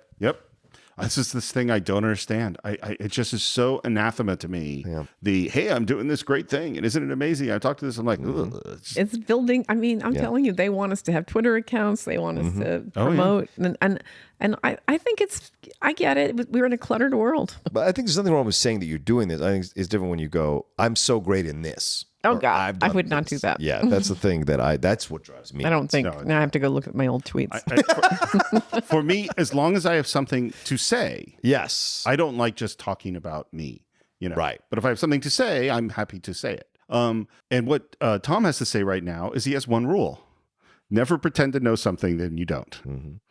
But he said, when I made a rule for myself, because I knew people like you, and he was talking to Aaron, we're going to make fun of me through just saying we're going to make fun of me through the whole thing. And I made the rule that I would not, never pretend to know more than I actually know. And Aaron immediately asked him if he knows the names of the members of the cabinet. He's such a jerk. Which is mean. Yeah. It is. But he is mad because he's being, I don't even know if it's passive aggressive. He's being verbally aggressive, which is what he knows how to. And like, if you think about it, he's the one who got physically beaten up for being a weakling, and Tom is the one who got intellectually beaten up for being stupid. Mm-hmm. That is a fantastic point. Absolutely. Yeah. So he's doing it to Tom because that's what he has, his weapon. Mm-hmm. But the thing is that what Tom just said about I never pretend to know something that I don't is not true. Well, he died in the whole. He Libya doesn't know thing, the names of the members of the cabinet. Yeah. Oh, in that moment. Yes. And even in the Libya thing, that's all he's doing is pretending. All he's doing is, that's what he does as an anchor. In fact, he doesn't want to go to school. He doesn't want to go learn things. That's why I say he wants to look like he knows these things, but not necessarily know them. He's actually made the effort and failed. He knows that studying hard doesn't help him. That's what the report card showed. That report card scene at the beginning. You can work very. Because his dad said, "You studied really, really. I see you working so hard, but it's not taking." Yeah, I worked with a guy whose name I will not name, but who was later off the record. Sure, he was good looking and charming and great on camera and really nice, genuinely nice guy. Yeah, and there wasn't a lot there. There wasn't a there. Dumb as a box of rocks. He wasn't dumb. I mean, that was what's so interesting. He just wasn't the real deal. It's not deep. He could act like the real deal, and he was successful at doing it. He's in this movie. Yeah. Tom drives Jane home, who's exhausted. And says she's I'm a dead lump of poured flesh. And then she invites him up. Yeah, then she perks up a little. And he wants to talk about business because he has this idea. Yes, and this is the bad part of the movie. This is it, yeah. And which he does not want her to put down. And basically he pitches a story about date rape. And she scoffs. I'm sorry. I didn't say anything. I didn't mean it. Yep. And I'm thinking, wow, that's the one hugely false move this movie. This is the moment that you guys... Not just this. It's the next one, too. It's actually the next one. It continues. It gets worse. It gets worse. Is that she kind of mocks him. He picks it, for this story, like that's not real news. He picks her up, carries her to the step, which is kind of a weird thing considering what we were just talking about. And I'm like, what's happening here? Because I hadn't seen the movie in forever. Move, right? And then they say goodnight, and that's the end. And then in the middle of the night, he calls her and she wakes up. Man, Holly Hunter is so cute and sleepy in this scene. And I love that he asks her to the correspondence dinner, and she goes so you like me, huh? That's very sweet. It is really cute. I would have to say, I would never in a million years would that line have come out of my mouth. I'm her, except I would never have said that to anybody. I would have said, I would have just relied on the evidence that. Well, what Brooke says about it is that the only reason she says it is that she's so asleep that she's not, her normal defenses aren't up. That may be right. But I kind of am with you, like, wow, that's really a little out of character. And his response is, I like you as much as I can like someone who thinks I'm an asshole. Which is one of his astute moments that is he is charming. Exactly right. That's fascinating. So so the moment bothers you both because. Well, let's get into the next scene. It is a story. Okay, right. It is a story, right? It's a big deal. But I think she's okay. Hold on. I want to get to the next. The evidence will continue to. Yeah, because the first scene is like that's a weird reaction from her. The next scene is where it really comes home. Okay. Really bad. So first of all, Tom's working with Bobby. We talked about this before, and Bobby's great. so grateful. By the way, that actor is great. He was in Boston Legal for 2 years. He's the one that played the guy with the Asperger's syndrome. And I think is he the guy? Is he the other cop in The Big Lebowski? Yes, he is. Yes, he is. God, you guys are amazing. Welcome to the Cine-Files. Yeah. Yeah. So now we're going to play the tape. And there's this interview. We see an interview with this rape victim who describes her story, which is a horrible, which is a real deal. Yes. It's a horrible, horrible story. Sure. And then Albert Brooks has the one stupid line. It is awful. So first let's explain what the scene is, because there's a very key moment for the whole movie here. Yes. Which is we're cutting back and forth between her and William Hurt. And then when she says the end of her story, we cut back to William Hurt and he is crying. A tear. One tear. He was the one tear. He did the signal tear. And of course we also have William Hurt watching this scene, and he is smiling. And then sort of diabolically. You all are terrible. It's true. Watch it. And then Albert Brooks says, because I have to say, I had completely forgotten this part of the story, and on rewatching it, I really was kind of I was very horrified. Yeah. Ooh. So the Albert Brooks' next line is, "Can I turn on the news for a second? Because this is not news." And then the next thing he says is, "I think you really blew the lid off Nookie." And that is so terrible. That is terrible. And what that is saying, and this is why this is so problematic. And we talked about this before. I have no problem with a character in a movie who is racist or sexist, and that's that character. And there's this weird thing is where you see the perspective of the movie itself. And in this scene, it is very clear that we do not take date rape as a serious thing. I disagree completely. Oh, no, but you're wrong. No, I will defend my point here. I disagree because he's in a room full of women and all the women are mad at him. And all the women are shocked that he's saying it's not news. They're mad at him. And in fact, the one woman comes up to Tom or Holly and says, that is a good point. This is an incredible piece. So I don't think it's the movie saying date rape. They're saying Aaron and Holly Hunter have this idealistic view of what is news. And so that's why Holly Hunter reacts the way she does in the car. And that's why Albert Brooks blurts out what he blurts out. And Holly doesn't stop him.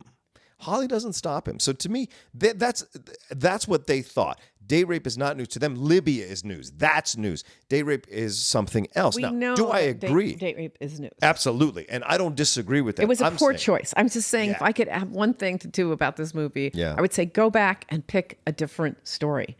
Well, I don't know that the end moment where she does turn on William Hurt at the end finally would exist without that, because she is so horrified about but he could have done piece. the same thing that he does in a different setting. Well, I think you needed to be something stupid, not date rape. But part of it is what's weird is the setup, is because in the scene in the car, he says, "Tell me if I'm off track if this is not news." And the reaction from Holly Hunter shows that she thinks this is not news. Right. There's one of the hard things to do when you're writing a movie is you're sometimes balancing an equation of, I want this, but if I have this, I cannot have this.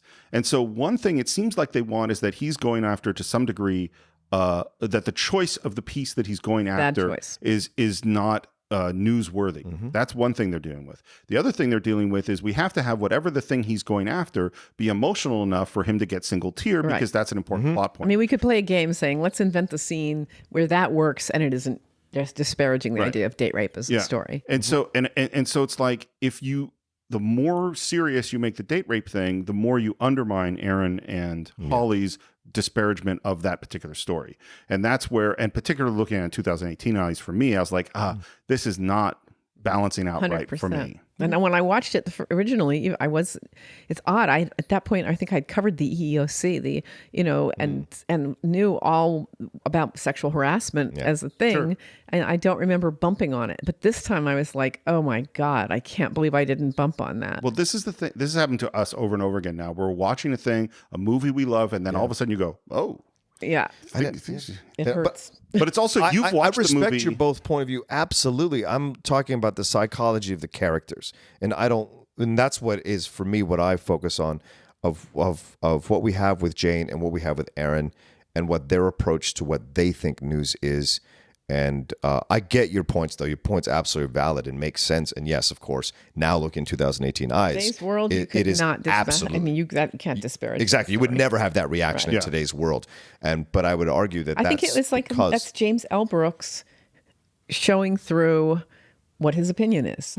And I say this as a person who had to sit through Spanglish. And Jesus. See, I never saw that film. There were the misogyny directed at the female, at the Tia Leone character. Yeah. You had to feel sorry for her. Yeah. I think she was miserable making the film, and that's a James L. Brooks. His personal issues with women. He does this great feminist role with Holly Hunter. So bizarre to me. And then suddenly this thing lunges out. And also terms of endearment, too. Like Deborah Winger and Shirley MacLaine are very powerful characters in that film as well that James does. So. Well, and it's like Mary Tyler Moore, and then even what's her name in Taxi? Jodie Foster? No, not Taxi Mary Lou Driver. Henner. Oh, Mary Lou Henner. Wrong Taxi. Totally different Taxi. Funny to get that. And it's such a weird thing where you see people who Andy Kaufman in that one. Yeah, you seem to be this. And then you do something. It's like the James Cameron comments about Wonder Woman. It's although I'm with him on that. Ooh, I actually have interviewed him about this. This is fun. Oh, this is interesting. And what he is simply saying. We did a piece on this. Okay. I wrote a piece about this, and he had made the comment. And I asked him if he stood by the comment, and he said yes. Yeah. And I have to admit, I was already. He is saying that the character in Terminator is a real woman. And a gritty, she is played for TNA. Yeah. Whereas Wonder Woman, and while he said it's a fun, wonderful thing, but let's not act like we're inventing the wheel here, because Jane Fonda did it in Barbarella with the bustier and the hot bod and the whole look. Sure. And that is not as feminist as the character I created. Now, he's an egomaniac. Yeah. I know from long experience with Jim Cameron, but he's also very brilliant. And I think he's actually right. It's the character in Terminator is a much more groundbreaking character than Wonder Woman. All right, that's a whole wormhole, and I'm going to step around it. That would be a great Patreon conversation. Absolutely. And then Ernie wants to talk to. Ernie is Frank Prosky, and he wants to talk to. Robert Prosky. God damn it! No, I don't. So I said Bill, and then I said Frank. Justin Bateman the other day. Talked on live radio, Justin Bateman, because I was thinking. Obviously, I was conflating Jason and Justine. Oh yeah. And I feel very bad for anybody who screws up like that, because it's the worst. Because people come after you, like on on social media, on YouTube. You do it. Oh, yeah, exactly. It's like I'm going to say 10,000 things, and some of them are not going to come out right. So the worst thing is on Twitter is when the one person who's never said a word to you brings up when you mess up a name or mess up something, and they just go, "Hey, by the way, it's this." I'm so superior. Like, you jerk off. I don't see you doing what I'm doing. Yeah. Being Are you on camera live TV? Have you ever done that with millions of people watching you? Yeah. Have you even opened up a window in your mom's basement? You son of a. Okay. So anyway, go ahead. So Prosky. We're turning into Aaron right now. I've got shades of him. So Prosky and Aaron head outside because he wants to talk to him. And he basically is giving him a warning. Like, maybe you should start looking somewhere else. Yeah. And which is like a moment where I could just feel the adrenaline of oh shit, I'm so in trouble. Mm-hmm. And he begs, like, give me a shot at the anchor. That's why we can't judge. You know what? I think you make a great point about that. I really do. And and he says, "Okay, you know what? We could do it this Saturday." Yeah. And it just says, "Prepare carefully." And the first reaction is like, "I am." I mean, like, I do you know have Saturday's my news stuff. right now. Yeah, he's Yeah. so ready to go. He says, "No, performance things." Yeah. And that's your first hint that something's gonna go on. And he says, I think I'd better be alone for a while. I understand. I'll go with you. Thanks.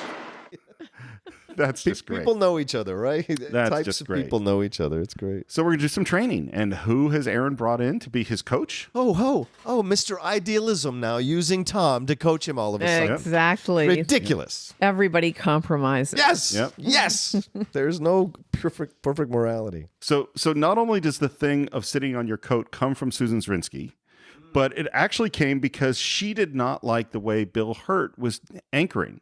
She thought, and this is what she said to him. Ironic. She went up to him and said, "You look wimpy." He has a little streak of that. And then she said, and then she told him, "You have to feel like the energy is coming out of your ass."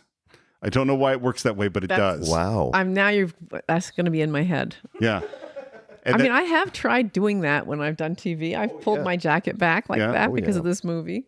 I do it in not even in TV. I do it when I'm hanging In out. real life? Yeah, weddings or whatever. I try to sit on my I wanna jacket. look good ever here. since this Never movie. ever occurred to me. Channeling this Bill Hurt character. Ever since this movie. And he gives him some tips on the teleprompter and which is his good side, and tells him you should punch one word in every sentence. And it is funny because we have seen Tom be really, really good at this. Yes. He's got that part down. And then after they're walking out, he says, Just remember that you're not just reading the news or narrating. Everybody has to sell a little. You're selling them this idea of you. You're sort of saying, trust me, I'm credible. Yep. And I see this is, again, another reason we can't judge Aaron, because he's trying to follow all of these directions. Yeah. And actually, we skipped over a thing that he does in that earlier scene, which I thought was so funny, where they're doing the Libya story, and the William Hurt character says something, and Albert Brooks watching is like, aren't we alliterative? Oh yeah, Like, A lot of alliteration from anxious anchors placed in powerful posts. a lot of alliteration from anxious anchors, and then he does that back at him later, which is a very funny thing. But so you have the situation where he knows his job is on the line, he knows everything matters, and he's trying to do all this stuff that would not have been in his head if this schmuck hadn't come in the newsroom in the first place. Right. Yeah. So he's trying to cram. Yeah, he's trying to He's cram. cramming. Like maybe months. By the way, of I've anchor had work this happen with to a the weekend. person I interviewed at NPR, and fortunately it wasn't live at all. But watching this person just completely shut down and literally sweat like that was so awful. And then we couldn't use any of the tape. It was terrible. Flop sweat's the worst. I've had it. I have never. I'm a sweater. God, I've never had it. I sweat anyway. Yeah. But what's funny is like doing this kind of thing. This doesn't stress me out at all. Like not on camera. I've been on camera a few times. That doesn't stress me out as much. Okay. But when have you flop sweated then? So, well, one story that is not appropriate for this situation. Okay, all right. When I was directing on the set, I finally was like, I have to bring 3 shirts to set. Wow. Because I'm so stressed. Yeah. And there's just so much going on as a director. My feeling is like you make 10,000 decisions a day, most of which aren't terribly important. It's just like, oh, put your foot a little bit farther forward or something. But just the constant. Yeah. Every single thing I'm doing right now matters. Yeah. I sweat. Fortunately, my reaction was to become very thirsty. Yeah. I do not sweat, but I am desperately, desperately needing water the whole time. Oh, interesting. So you get dry mouth and totally. When I'm really, the first time I think I did live radio. It's funny because when I go on TV, I just go into denial that anybody's watching. Yeah. I literally have gone on Good Morning America thinking, who watches the show? Really? No, it's I just go into that headspace. But the first time I had to do live radio, it felt so much more pressure because all people are doing is hearing you. Right. Or nobody's looking at you. And somehow that enhances the content is so much more important. Anyway, I think I'm over it. A certain amount of time, I think you get kind of used to anything. Well, yeah. Holly's getting ready to go. She's got a new hairdo. She looks very beautiful. She's, yeah. In that dress. I'm going to the White House Correspondents' Dinner. Yeah. I'm going to tell you, most Washington press people, not that well dressed. I've been to the White House Correspondents' Dinner multiple times. And of course, right when Holly's about to have a moment with Tom, who shows up at Aaron? Yep. Of course he does. Every damn time. Oh, I spilled something on my tan jacket. I need you to help me pick out a jacket. Biggest pick out a blocker that ever was. Oh, this yes. guy. Agreed. Doing some serious blocking. Get a call from Tom. Apparently, he's trying to decide whether to rent a tux or buy it. Of course, he bought it. Very expensive, yes. Yeah. I checked Yeah. I checked it out. I did. It's so the $1,140 tux would be $2,300 today. That makes sense. Which would get a wow. Yeah, that's definitely worthy of a wow. And now Erin, of course, is getting. She puts the perfume on in the cute. That's a very memorable scene to me. That you read something that she's probably sitting in her doctor's office waiting for an appointment, reading some stupid women's magazine, and she sprays the perfume and walks. Steps into. By the way, that I've tried. I don't even know. I don't know if it's scientifically proven. I don't know. And that's when Erin starts to go, so this is a date. And she says, no, of course it's not a date. The way she says it's not a date. The way she does that. I love that. It's not a date. It's co-workers going to a professional conclave. As she drops her condoms into her purse. And the look she gives to the camera, like... It's just a perfect directorial moment. I totally forgot about the condoms. Totally forgot. Oh, yeah, the condom was in there. That is key. That's why they have to leave, not go through the security line. I totally forgot. Although that is a little bit of license, right? Because they never make us really dump out our purses. She heads off at a cab. She gives him her shoulder pads, which is cute. He's back at the network because this is going to be his big chance. He's writing copy. He writes good copy. Yeah. We're at the correspondence dinner, and she's standing on some balcony, looking out into the crowd. She sees him, and she says, "If he looks up and sees me, we're meant to be together. If not, we're not." And does he look up and see her? Of course he does. And his reaction is great. Hand on the heart. Very kind of leaning romantic. back. It's lovely and romantic. That's a great moment. Yeah. Time for the broadcast. Oh, poor Aaron.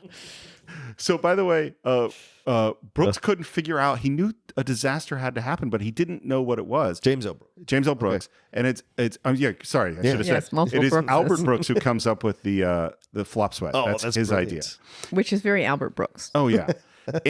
And this was extremely hard to do. Sometimes it's I was wondering about it. because, first of all, anytime you have someone sweating, you have to make sure for continuity exactly how much same sweat are they yeah. at the same time. Yeah. They probably had 50 shirts, because they had to have it at different. As soon as there's too much sweat, you have to take that shirt off and start again.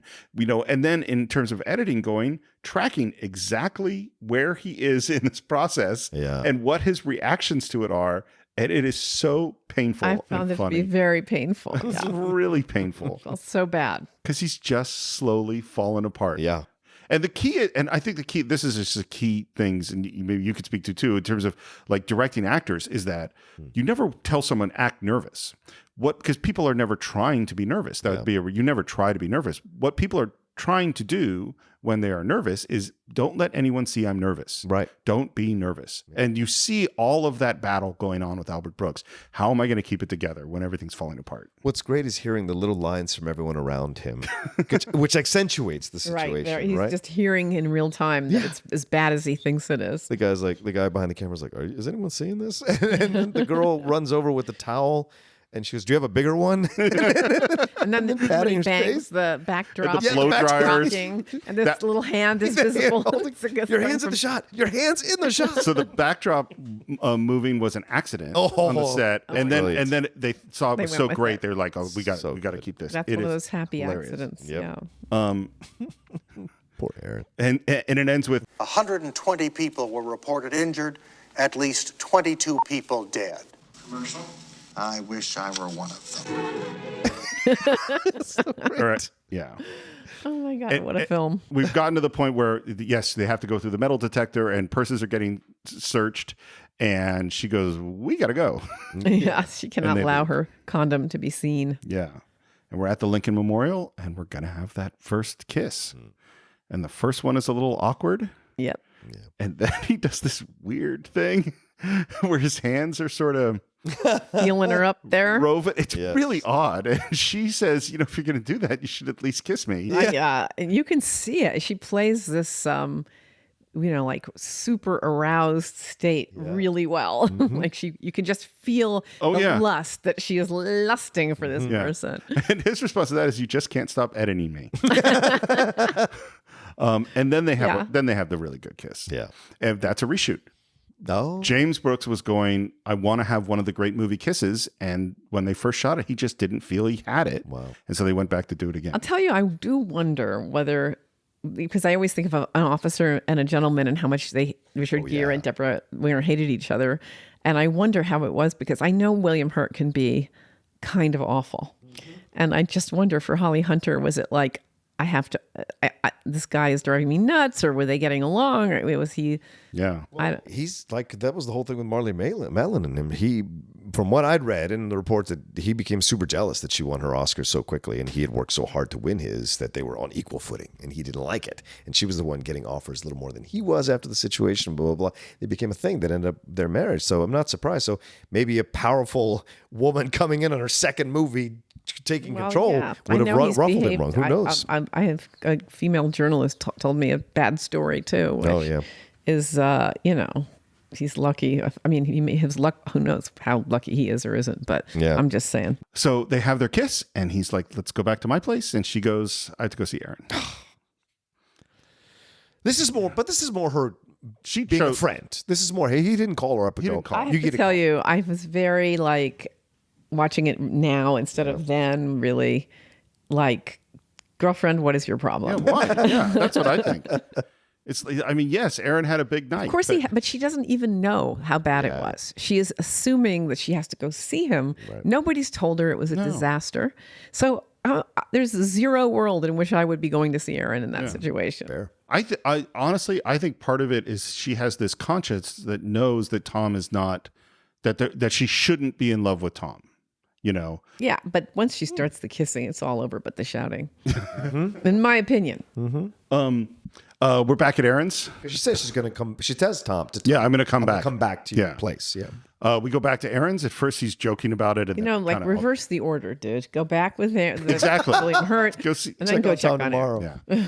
Especially with what's about to happen between them. And how he's going to treat her, which is terrible. Yeah, we're back at Aaron's, and he reveals about the sweat, which she doesn't believe how bad could it be, and then it ends up it really, really is bad. And she asks, "Why are you so chipper?"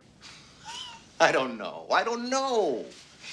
At some point, it was so off the chart bad, it just got funny. And again, this is a moment where my wife turned to me and said, "You're Albert Brooks." Because that is exactly my attitude about things. I have the same kind, mostly. I start laughing at like when things are really horrible. I do too. I just like, it becomes funny. It's funny.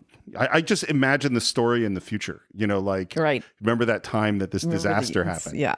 My central nervous system was telling me something. Jane, sweat pouring down my face, makeup falling into my eyes, people turning on this fusillade of blow dryers on my head. Also, I could read introductions to other people who were covering the stories, which is what I like to do anyway. He's not supposed to be the anchor. Yeah. It's so obvious. Like, no, you're a reporter. This is not your gig. And he can't sell and punch and sell the idea and sell yourself and all. That's not him. Yeah, he wants to be. Maybe in another era he could have anchored. Yeah, maybe. But honestly, it's like he should be out finding the story and being the guy in the field. He's got the skills. But I think that the guys who became anchors were supposed to have had that. Well, they certainly did experience, back in the day. Right? I mean, Murrow and all those guys, they were in World War II. So he hypothetically, if it weren't the emphasis on being movie star gorgeous and super charming, right? And he's like, "Okay, let's have some tequila and eggs," and she has to go. She wants to go. Yeah, to meet Tom. She should have gone. She should have. And because then God only knows what would have happened, but she should have gone. Yeah. She says, "I may be in love with him." And this is when he just loses it on her. Yeah. I knew it. Get out of my house now. I want you out of here. Get out of here. I'm not kidding. Get out of here. You go to hell. But he's right. It's one of the great speeches of a movie. It's another one of those lines. He's not right to go, "Get out of my house," and yell at her. That part is not right. No. Right. But it's human. That I found very believable. Absolutely.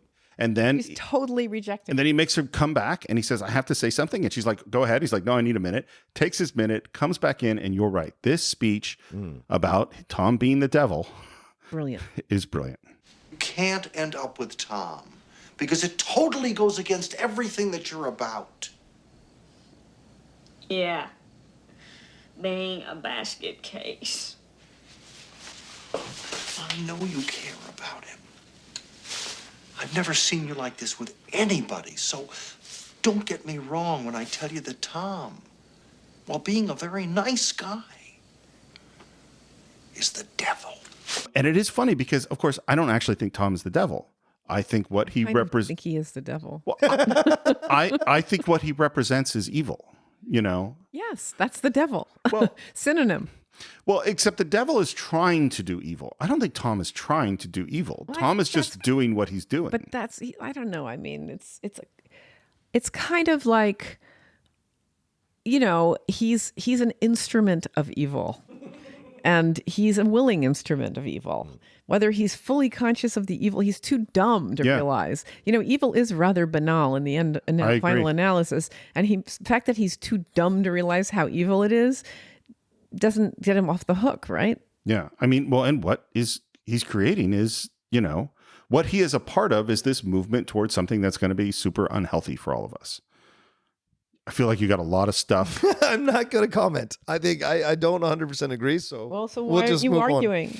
Huh? Why aren't you arguing? Well, because Tom is reading the room and he's reading the public.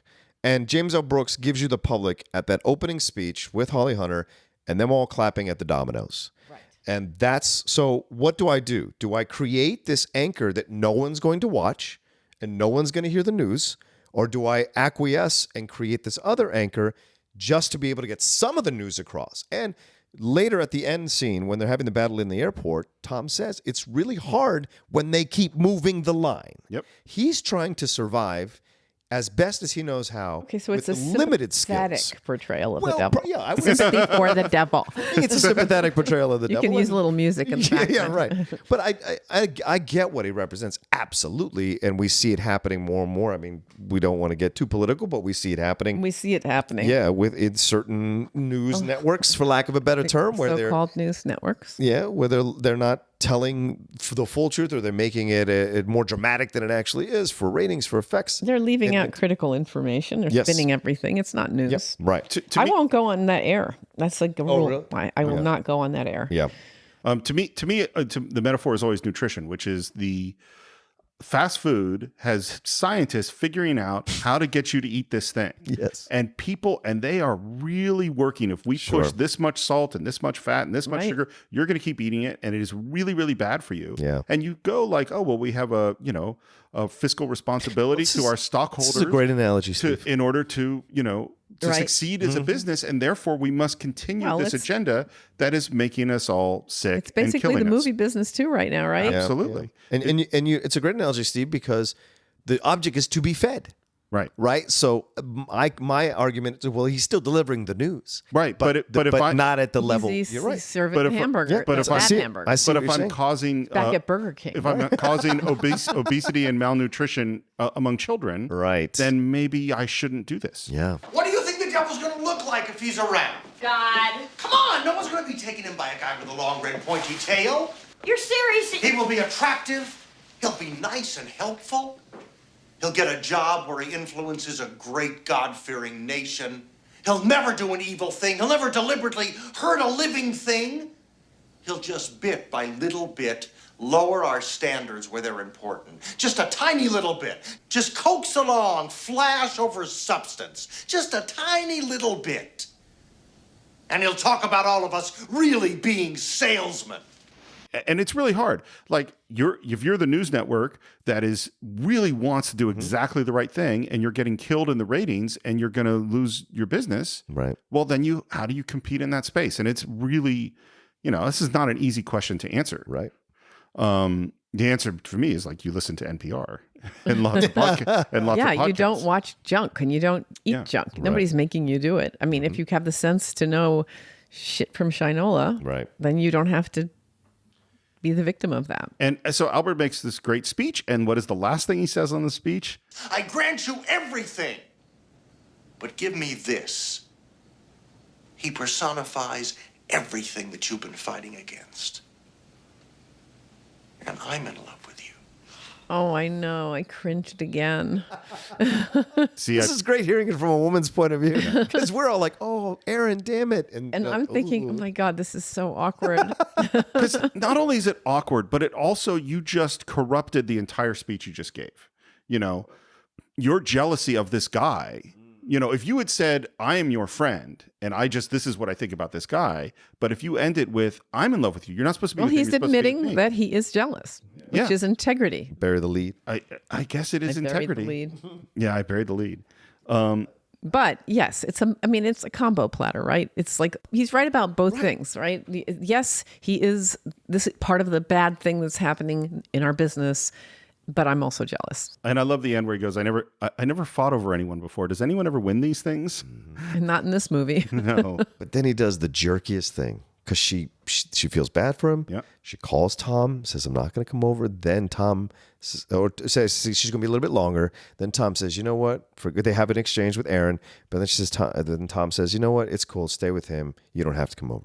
So he has produced the scene, the situation, and she doesn't like it, but it happens. And then Aaron, in an ultimate jerk move, goes, "Well, Jane, thanks for coming over." I know. It's that was the really worst. the jerkiest He's a move. jerk. I agree. He is a jerk. There's Aaron, you're a jerk. There's a reason why those guys at school kept beating him up. I mean, I think so too. I mean, you feel for the smart kid that gets beat up, but he's saying. But if you ask for it all the time, when you make the speech that says you were all terrible to me, and I'm glad to be leaving you. I mean, you come tell on. poor Joan Cusack, "Oh no, when you pucker up and kiss someone's ass, he's a mean guy sometimes." He's got a streak. Back at work, Jane decides to confront Tom. Opens up a door, starts yelling at him, and of course Tom's dad's there. That's Yeah, great. he has that line. He doesn't seem like an affectionate person or something. Yeah. My mother said this to me about a woman I dated for 5 years. She said, "Don't ask for advice if you don't need it, but I don't think she's the right person for you, because no one who likes you or loves you should talk to you like that." And it was like interesting to hear Listen the to dad say mama. that. Always, yeah. Jack Nicholson has shown up because now it's time to lay Bad some thing is people off. gonna happen, yeah. By the way, so Joan Cusack comes up to him and they have a little moment. Oh, that's so gross too. Yeah. Apparently, James Brooks told Nicholson 5 minutes before the take about not only the affair that he's had with Joan Cusack's character, but He all has had in the past. Wow. I thought it was a hypothetical for the future. No, apparently in the past. Yeah, it's really a weird moment. What? Wait a minute. They did not tell you this in the movie. No. So this is a I did background have a character. moment of thinking, did they? But they don't answer that The question. backstory that he told both actors is they have already had an affair, and it gave them all the details. You met at some conference, you did this thing. Joan Cusack and Jack Nicholson. Yes. Their characters. Oh, are like roll in the hay, right? Interesting. Okay. And Tom and Bill meet, and now we start the firings. Yeah. Joan Cusack's character got fired. Paul asked to see Tom. So we think, what's going to happen with Tom? And while Tom's waiting to see Paul, who's the executive, out comes this guy. It's a great line. It is a great line. Oh, great line. Now, if there's anything I can do for you, well, I certainly hope you'll die soon. Even I his remember secretary. laughing so hard when I first heard that line. His secretary goes, "Oh."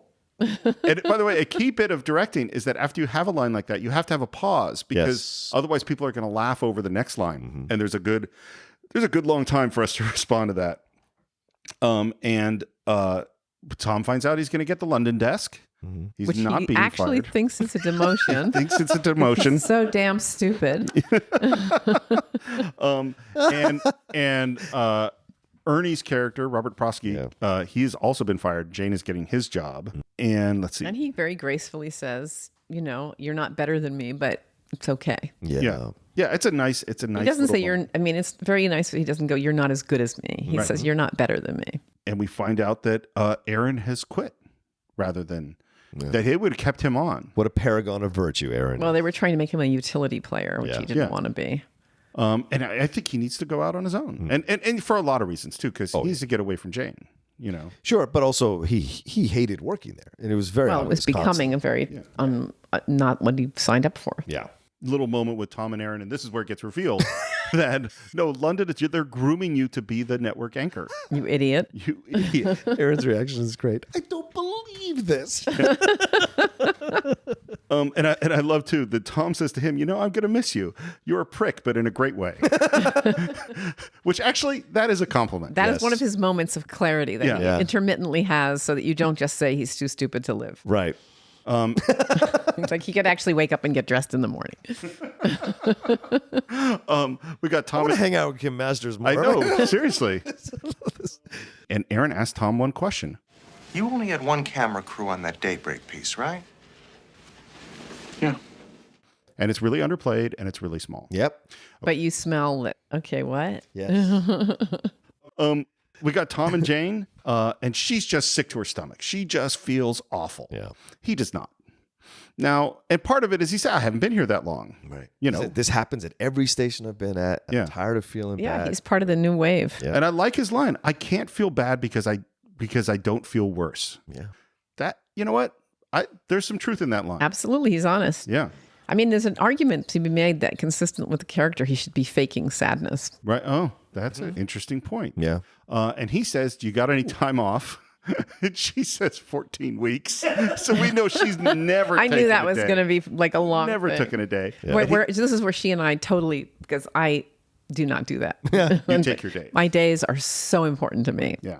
And he says, look, I got a week. Let's go away to an island and figure out what this is. And she says, yes. And they kiss.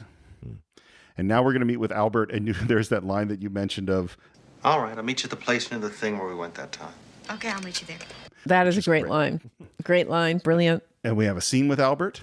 And it does remind me of When Harry Met Sally. Absolutely. There's some good call. connections. Absolutely. Yeah. Well, in particular, I was thinking with her telling the cab driver what to do and Sally ordering. Totally. Yeah. And the difference, I think, is that Sally, you go, man, she is so, persnickety and high maintenance about exactly what she wants. She's ethical. Yeah. Hyper ethical.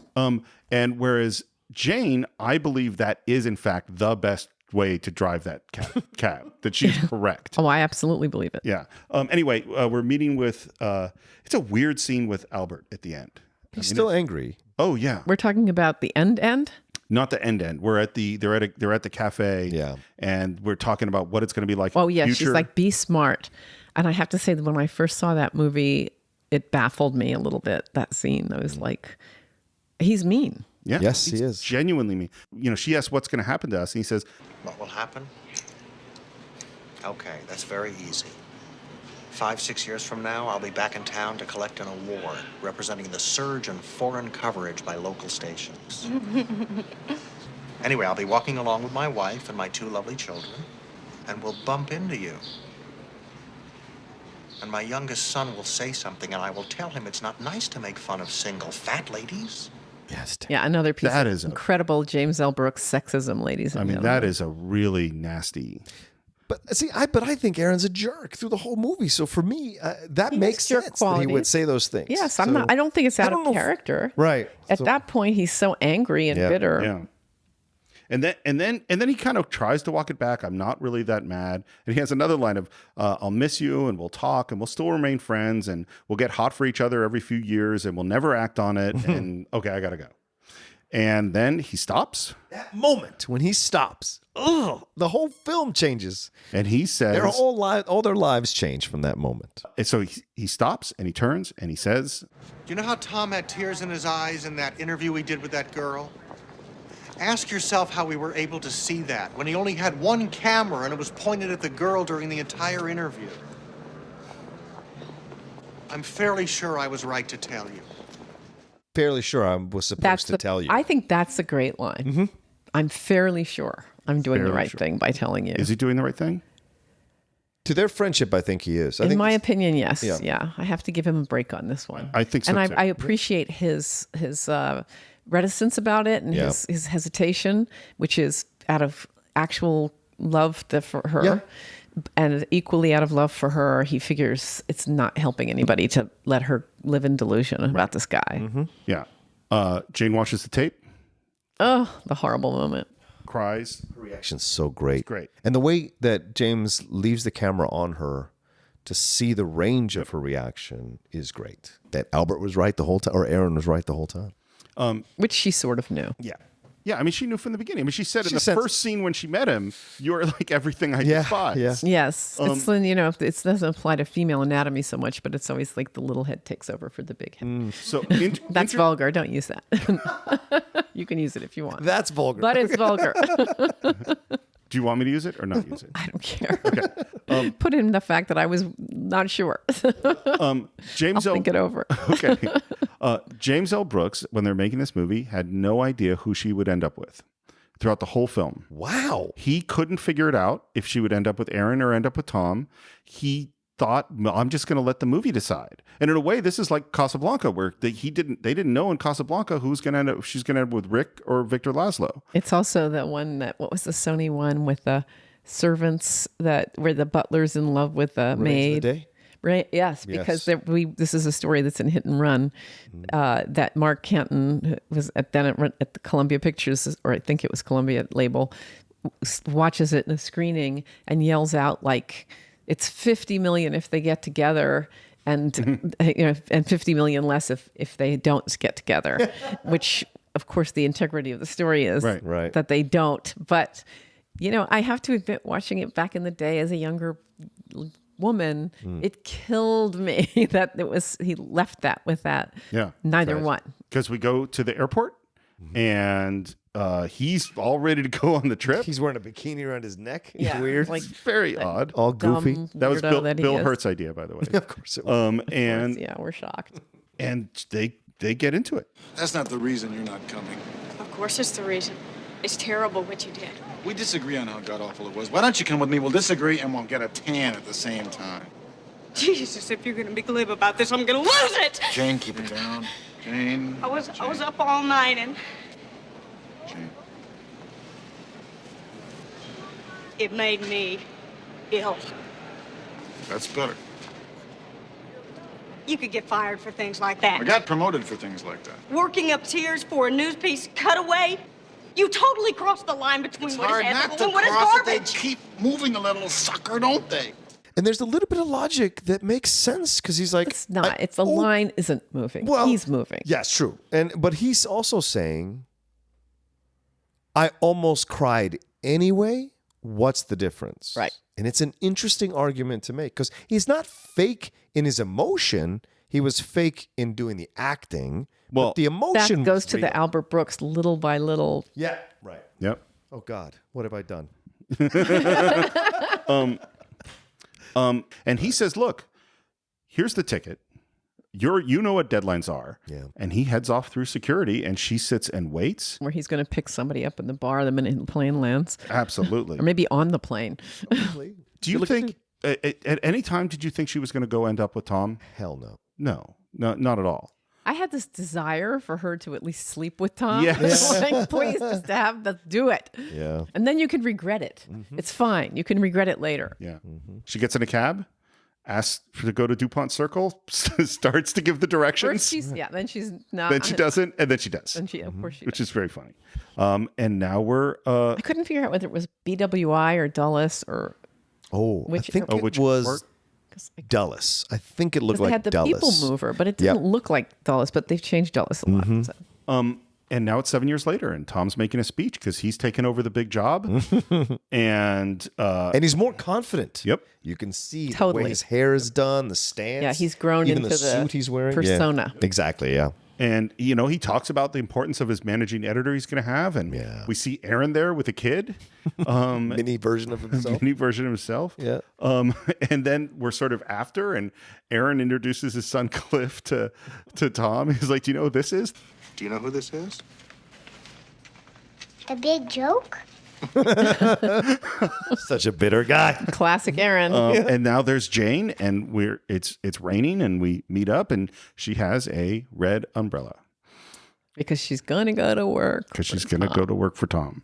Which leaves a little ambiguity of whether they do end up together. This is the first time in seeing the film 5 million times. This is the first time that it struck me that they might end up together anyway, or they might repeat the pattern again. Right. I don't know why I didn't catch it. He marries the the last few blonde. times. They have an affair. It's awful. The way because the way he goes in to kiss her, he almost kisses her on the lips. In fact, he keeps his face so he could. She's the one that turns and gives the cheek. He was going to kiss her on the lips. Right in there. front of Aaron. And Aaron is sitting there once again in the newsroom watching it all over again. Well, it's so insane. I think something else too, which I have no evidence for whatsoever. I think in these last 7 years, they have had sex. What? You think Tom and Jane have had sex? Yes. No. Disagree completely. All right. I respect your. I'm just trying to process. I think they were at something at some place somewhere, and there were drinks, and they ended up having sex. Well, then what is he doing with that blonde? Well, he is the devil. I mean, we have to be He is clear. the devil. He wants both. And Trophy wife, and we and- do also hear that Jane has some guy who's works at this. That I remember when it baffled me. What is the meaning of this? He's getting me into water skiing. Like, what are you supposed to take away from that? Just learning how to relax on some level or something. I just thought, oh no, he's burdening her with another destined to fail entanglement because he's mean to her ultimately. Oh, he wow. being James L. Brooks. Wow. Oh, wow. And we have Aaron. Because she kind of, except for the fat part, she is the single lady that, which is considered in this movie a bad fate. Yeah, meanwhile, Aaron found someone. Tom found someone. Exactly. Yep. That's a good point. And we have Aaron and Jane, and the camera kind of pulls away, and it's actually sort of frames out as it shrinks, and we've You reached. get the feeling that I did that she's lonely and not happy because in the James L. Brooks world, you have to be with a romantic partner. The reception of this movie is obviously a huge hit. It's nominated for a whole bunch of stuff: picture, actor, actress, supporting actor, screenplay, editing, cinematography, and it lost them all. Yeah. Didn't win anything. Holly Hunter didn't even Nope. get Holly Hunter nominated. She lost to Cher for Moonstruck. Ridiculous. I agree. I never liked Moonstruck that much. It's fine. There's that one moment where she slaps him and says "snap out of it," the which clip. is the great moment. But other than that, Yeah. I'm so like Nicolas Cage was irritating then. Yeah. Last Emperor wins Best Picture and all the technical Last stuff. Emperor, my God, why? Why? And a Criterion film. Yes. Bernardo Bertolucci. That is worse than like the Shakespeare in Love versus what was it? Shakespeare in Love. Saving Private Ryan. I don't even know if that is, to me, that's one of the most ridiculous things. I mean, I saw The Last Emperor. I mean, Last Emperor is one of those, it's a huge sweeping epic. Yeah, it's a David Putnam special. And I don't think I've seen it since the 80s. Yeah, and you don't want to, do you? Michael Douglas. Well, I won't tell you both that I own it, but go ahead. Okay, fine. But how many times have you watched? Probably 20, 30 times. Oh my God, you are a But I also cinephile. love Gandhi. So I I watch love- Gandhi I like randomly all the time. Michael Douglas beats William Hurt for Wall Street, Gordon Gekko. That makes sense. And Sean Connery in The Untouchables beats Albert Brooks. No one was going to beat Sean Connery. Albert Brooks should be. He's great. But you I know love Sean what? Connery. This is so wrong the way they treat comedy or comedic totally roles. agree. Oh, yeah. Like Eddie Murphy, in my opinion, should have won for Bowfinger. He's brilliant in that movie. Great. Absolutely. Yeah, absolutely. And yet, because it's a comedy, they're totally dismissive. So we're at the point of final thoughts. John, do you have final thoughts on Really? broadcast We got news? there? Finally? We got there. Yeah. I think we were longer than the movie. We are. Welcome to Cine-Files. Yeah. Here's what I would say. It's a film that I thoroughly love, still love. Having done it now with you two, it's a new way to look at it, which is what I enjoy about the great films. They can always be analyzed and reanalyzed, but still appreciated. And even if you feel uncomfortable about things, because our line keeps changing, I think it speaks volumes about this film. And if you're a political junkie or a news junkie, there's enough in here for you to connect to and understand and feel real, but also the way it explores relationships, romantic relationships, friendships, and the psychosis that people go through when they're ascending any ladder, because the stakes get higher and higher, so your psychosis gets more and more exposed. It does a great job of doing that, in my opinion, and I enjoy thoroughly the performances, acting-wise, from everybody in this film, from the smaller actors to the. I mean, those we didn't even talk about those dudes doing the theme song, that little scene, which is brilliant. Yeah. But all of that kind of stuff is what peppers and creates a beautiful film, and I think Broadcast News is a beautiful film with still a very powerful message to speak about, to say about commercial versus authenticity, and that's what's so great about the film for me. Kim, what do you think? Do you have final thoughts on this film? My final thoughts. Well, it's in some ways confounding. We've talked about the ways in which it is confounding, but it is still absolutely brilliant. I forgive it everything. And it makes me a little sad just in that, you know, even if you can do whatever on Netflix or HBO or any number of places, this was a theatrical experience that you just, it's kind of done. Even if the theaters are still there, you're not going to see that. With, as I said earlier, with those production values in a movie theater, I don't think it's just not going to, I mean, so I'm not saying I love The Crown or whatever, or the millions of The Wire. I mean, greatest thing ever made for television, in my opinion. I'm not disparaging that, but the theatrical experience of the collective, watching of this film and the laughter, and that it's adult, sophisticated, important. Boy, I miss that. Yeah, that's very much what I was going to say too. Is that this is a movie that says you can have a movie that is romantic, comedic, that is dealing with a workplace, that is dealing with men and women in their roles, that has this powerful female character at the center of it, that is funny, that is smart, and then has these themes about the news and about, where our media is going, and do all of those things all at the same time, all in one movie, and put it all up on a screen. And nobody makes these movies. I mean, there's things like this on TV. They can do a small version of it, and it's good or great. I mean, it's like an independent films. There is no small version of this film. No, this is a big Hollywood movie that everybody went to see. And it's so sad that we don't have these kinds of shared experiences anymore. Yeah, that's why Gone Girl was such an anomaly when it came out, because it was not all the gangbusters, explosions. The script was what it was. R-rated film that explored this very complex situation. Yeah. So that's what we think about broadcast news. Of course, we always want to hear what you think. You can reach us on Facebook, just search for the Cine-Files. You can subscribe to us at all the usual places, iTunes and YouTube. Please leave a review for us on iTunes. If you want to support the show and even pick a movie that we talk about, you can visit us on patreon.com/thecine-files. If you want to reach me, you can do so on Twitter at SRMorris. John, where can they reach you? You can always reach me at The Rocha Says on Twitter and on Instagram. That's ROCHA. See all the shows that I'm hosting and talking about and all the stuff I do at Collider. And Kim, we talked about Twitter and stuff. Would you like to give them your... I'm just at Kim Masters. Well, that's really easy. I cannot tell you how much fun this has been. I love talking about the film with you. Love having you on the show. I hope it's okay that we went with a really long conversation. I just don't... I have no idea what to compare it with, but yes, it was a long conversation. Thank you so much. Thank you, Kim. Pleasure. Really appreciate having you here. And I think that's it for this time. We will see you next week on the Cine-Files.